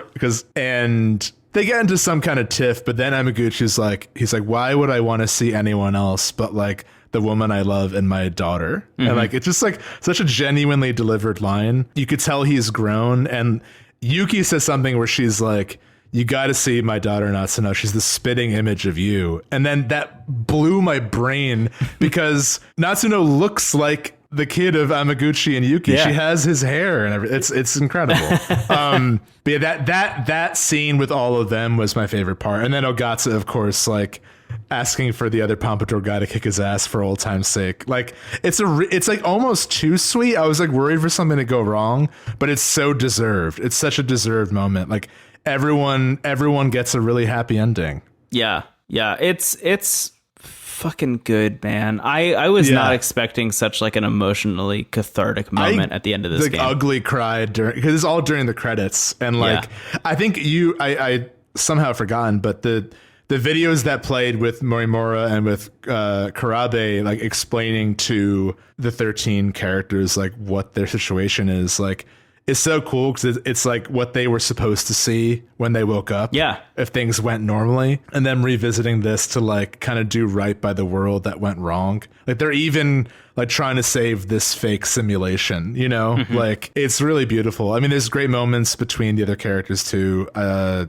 like that scene with Natsuno and Yuki and Miura and Amiguchi, I think was my favorite part. Yeah. I do think one of the interesting things to poke at real quick with Miura's, with Morimura's whole reveal there, or with her like video message, is that she says, quote, "probes were sent to find candidate planets." So weird thing you might have missed if you've played this game and you just didn't know this, or nobody pointed you towards this direction. But if you finish the game and you go to the archive and you go all the way to the end of the timeline, there's actually an extra scene that they add to the timeline that you don't get if you just play the game. You have to go to the archive and check it out. But do you remember what happens in that? Yeah, so basically it's called like infinite possibilities or something. Yeah.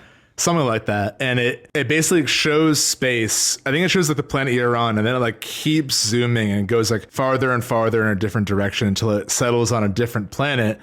And then it zooms in and it's like the exact events of the Sentinels showing up in 1985 with like Ogata and a few other characters. Yeah, I didn't get it at I think first. it's like the original. It's the first scene of the game, but with Ogata and somebody else instead of Iori and Juro, right? Yeah, I believe so. Yeah, which I think could be interpreted in a bunch of different ways. What was your take on that? Well, I didn't really, because I was so just like overcome with emotion after watching the epilogue that like I remember I checked the Discord and someone there was like, "Oh, don't forget to watch this scene, otherwise I wouldn't have seen it." Yeah.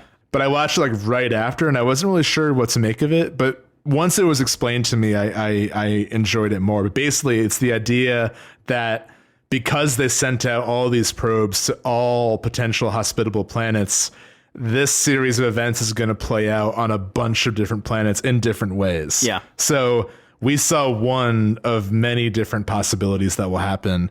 And that's a cool idea. I think it adds a little bit of like a little bit of an edge to the otherwise like very sweet ending. It doesn't.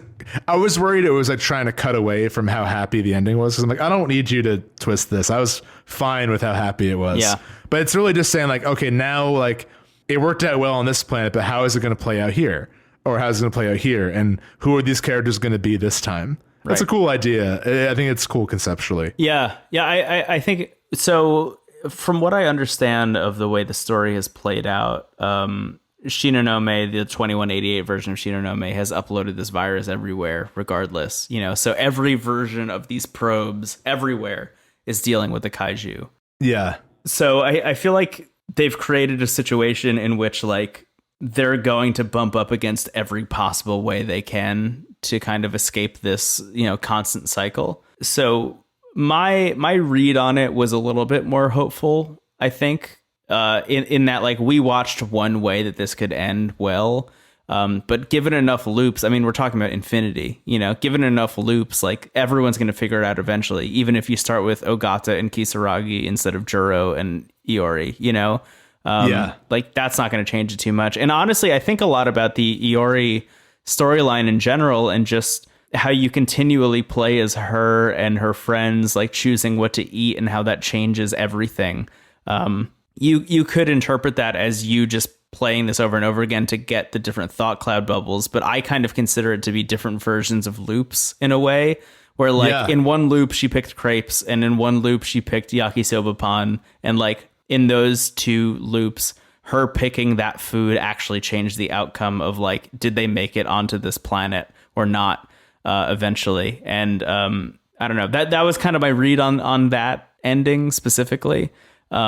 Is just like when you're playing with the law of infinites, there's going to be a lot of failure, but eventually it'll work. And if you're playing with infinites, it's going to work a lot also. So there's a lot of ways it can play out in both directions, which I thought was really interesting. Yeah, it's a nice little addition, especially like I wonder how it would have felt if I saw it like a little bit after the fact rather than like right after the epilogue, Mm-hmm.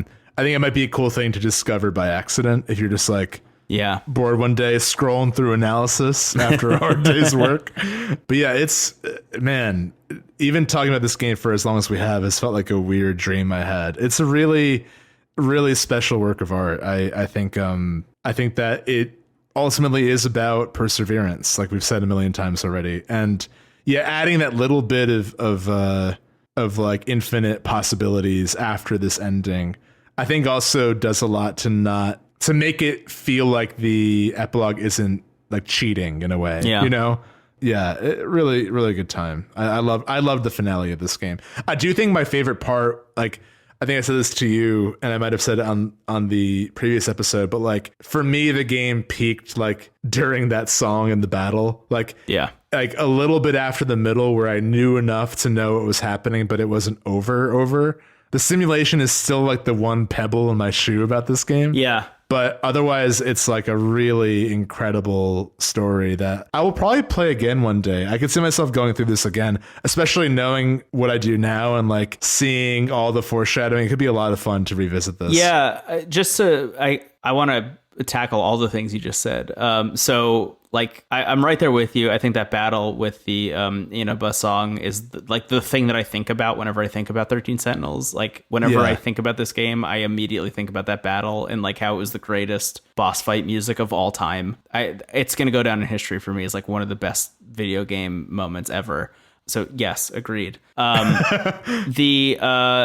The simulation bit, I definitely also take umbrage with a little bit, just in that, like, it feels like it didn't pay off or wasn't really earned in a way. I do understand the idea. Like, I get it. I understand the idea that the people in the original colony wanted to create these, like, 5 different versions, or these 5 different times, and allow all these people to have different ideas of culture and civilization, and, like, reckon with the good and the bad of humanity and humanity's history, to be able to, like, forge that together and find a new path forward based on all of that. That fucking owns. That's really cool. It's a really cool idea, but all of that could have happened within the framework they already had before they revealed the simulation. Like, adding the simulation didn't actually change anything about the narrative in any way, outside of them just adding a fun twist at the end. So I kind of bump up against that. The real thing that I think, like, goes unexplored, and I think is, like, the real kind of missing link in the whole thing, to me, is this idea of, like, copying and pasting, like, sentience, copying and pasting memory from one vessel to another. I'm sorry, I'm about to spoil Christopher Nolan's The Prestige for people who haven't seen it, but, like, the big twist of The Prestige is that, you know, Christian Bale exists. There's twins of Christian Bale and another Christian Bale, and the two of them are kind of hiding the existence of the other to do this incredible trick where they're pretending that they're teleporting from one place to another, but in actuality, it's just two twins. Hugh Jackman's character, who you're following throughout the entirety of the film, is so obsessed with finding out how this works that he creates this nightmarish version of it, where he's actually cloning himself and killing the original version every time he does the trick, and allowing the clone to live on to then perform the trick the next night. And so he has this, like, graveyard of clones that he's drowned in this, like, horrific bath, essentially. It's really terrifying. It's a really terrifying thing. That is happening in this game and goes completely unaddressed. It's like the one thing that I was waiting for the other shoe to drop the entire time I was playing this game, and it just never did. Sector 0 is that. Sector 0 is the area where your consciousness is being copied from a physical form into a software form, and then getting imparted into another physical form. That first physical form is fucking dead now. And I think that just, like, doesn't go explored at all. It's like the one big sci-fi concept that is introduced and never explored or, like, questioned or thought about. I push back on that a little bit. I get what angle you're coming from, but I think that this game is focused almost on, I mean, I guess this also goes to what you're saying, but, like, the thing about the copy and pasting is that, like, nothing ever goes away in this game. You know, I think, like, every past version of a character exists in some form or is hanging on to some way of sticking around, whether it's in an android of someone else or on TV. So, like, these bodies that are being destroyed, their physical form might be gone, but all their sentience is, like, creeping into this reality that should be totally up to these new characters, but they're kind of being, like, influenced and held back or pushed forward by all these past versions of other characters. Yeah, I mean, there's probably a fun sci-fi way of, like, explaining that, you know, like, you could just upload your consciousness from one place to another, and it doesn't affect the original vessel. I guess, like, maybe that's what you're getting at, and that's what the game is trying to do. I don't know, something about that just, like, freaks me out in a way that is scary, because, like, I feel like if I say anything more, I'm going to spoil a bunch of other things I don't want to spoil for people who haven't seen them. I don't even want to say just what like they are. Sixth Sense, where, like, you know, at the end, it's like Bruce Willis copied himself into Morimura. Yeah, I don't know. That was just the one shoe I was waiting to drop the entire game, and I was surprised that it didn't. But yeah, I don't know. When they started explaining what Sector 0 was, I was like, oh shit, here it is. Like, here's where this game gets really fucking dark, and it didn't, and that's fine. I still had an incredible time. I mean, this is still, like, a 9.9 out of 10 video game situation, you know? I adore this thing. It's so fucking good, man. I'm going to think about it forever. Yeah, I agree. And I think, like, that would have been a cool concept to explore, but I think the game being kind of so focused on second chances, I think that focusing on, like, the discarded selves might have been a little bit anti that message. I agree. That's the thing is I think it was maybe too dark thematically for what they were trying to go for. Yeah. But they introduced the concept lightly, and Right. that's what made me like on edge for the rest of the game, I think. Yeah, totally. That's kind of how I felt about weirdly Twilight Princess. Where like there's a cutscene in Twilight Princess where they're like every time this happens, there's a Link, there's a Zelda, there's a Ganon, there's a reincarnation of power, wisdom, and courage. Yeah. But what would happen if Link was evil? You know, like there's like a whole cutscene about that, and they never explore it. Yeah. That's like they're actually asking it, and they just don't commit to it, and Ganondorf shows up.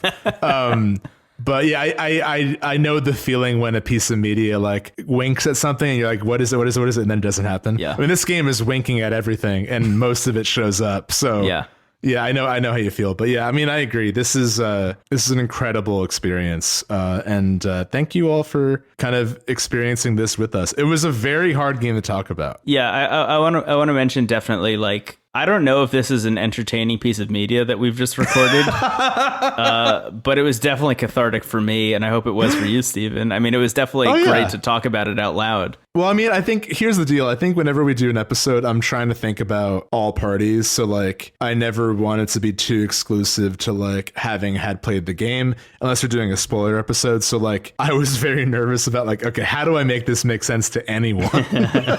But I mean, I had a blast reliving it, you know, and I think like weirdly what we just did is kind of what the characters are doing in the game. They're recalling things that have happened and trying to make sense of them. And yeah, it's a really moving piece of art, and I'm surprised that in talking about it, I want to play it again. It felt, not that I'm surprised that I want to do that, but I don't replay like a ton of games, especially during the show. But I have an urge to see this again. Oh man, I'm gonna play this game again. You're right.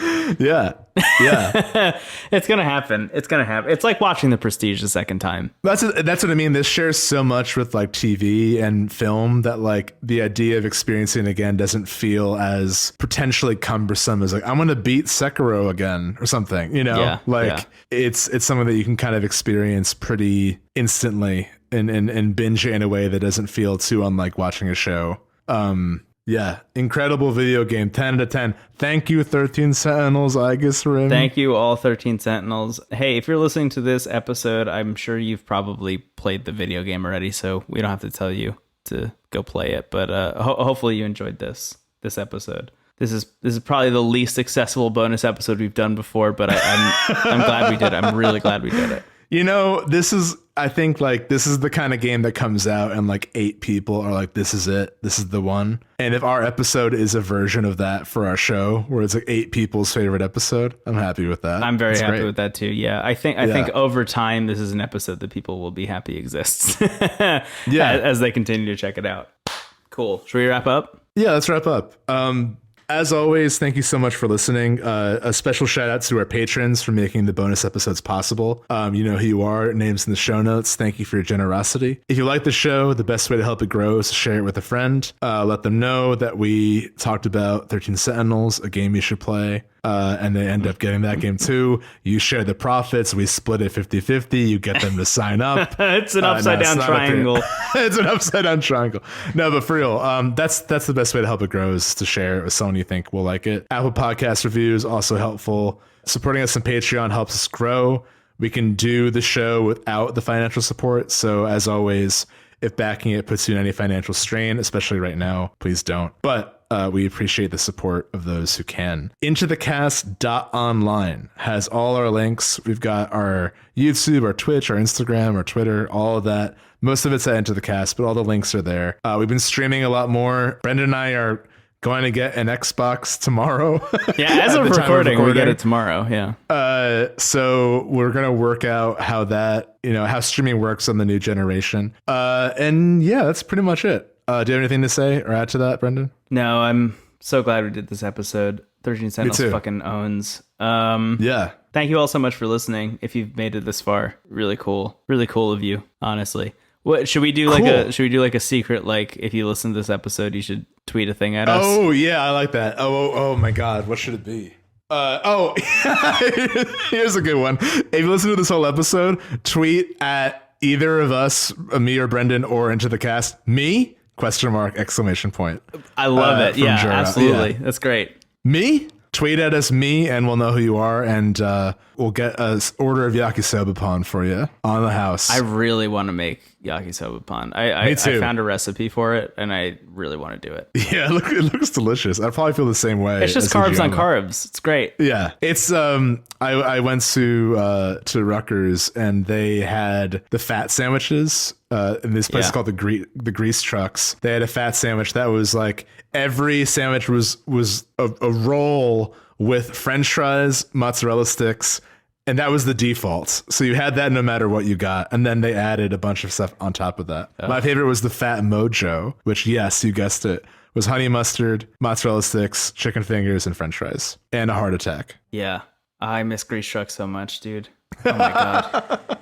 Yeah, they are no longer there, sadly. But I might that make was like, one. Have you ever made one by at your house? No, man. I had like 2 of those and like I like couldn't walk as fast afterwards. Like everything, gravity just like pulled me down harder. I aged 5 years. Benjamin Button baby after eating that sandwich. Oh my god, Stephen, we've been recording for so long. I just opened up Audacity again. All right, my name is Brendan Bigley. You can find me on the internet at Brendan Bigley.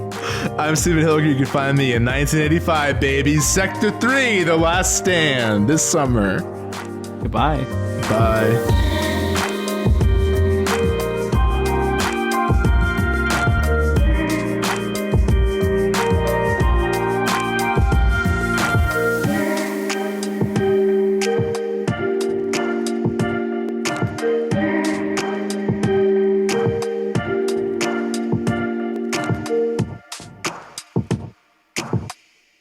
Thank you, Brendan.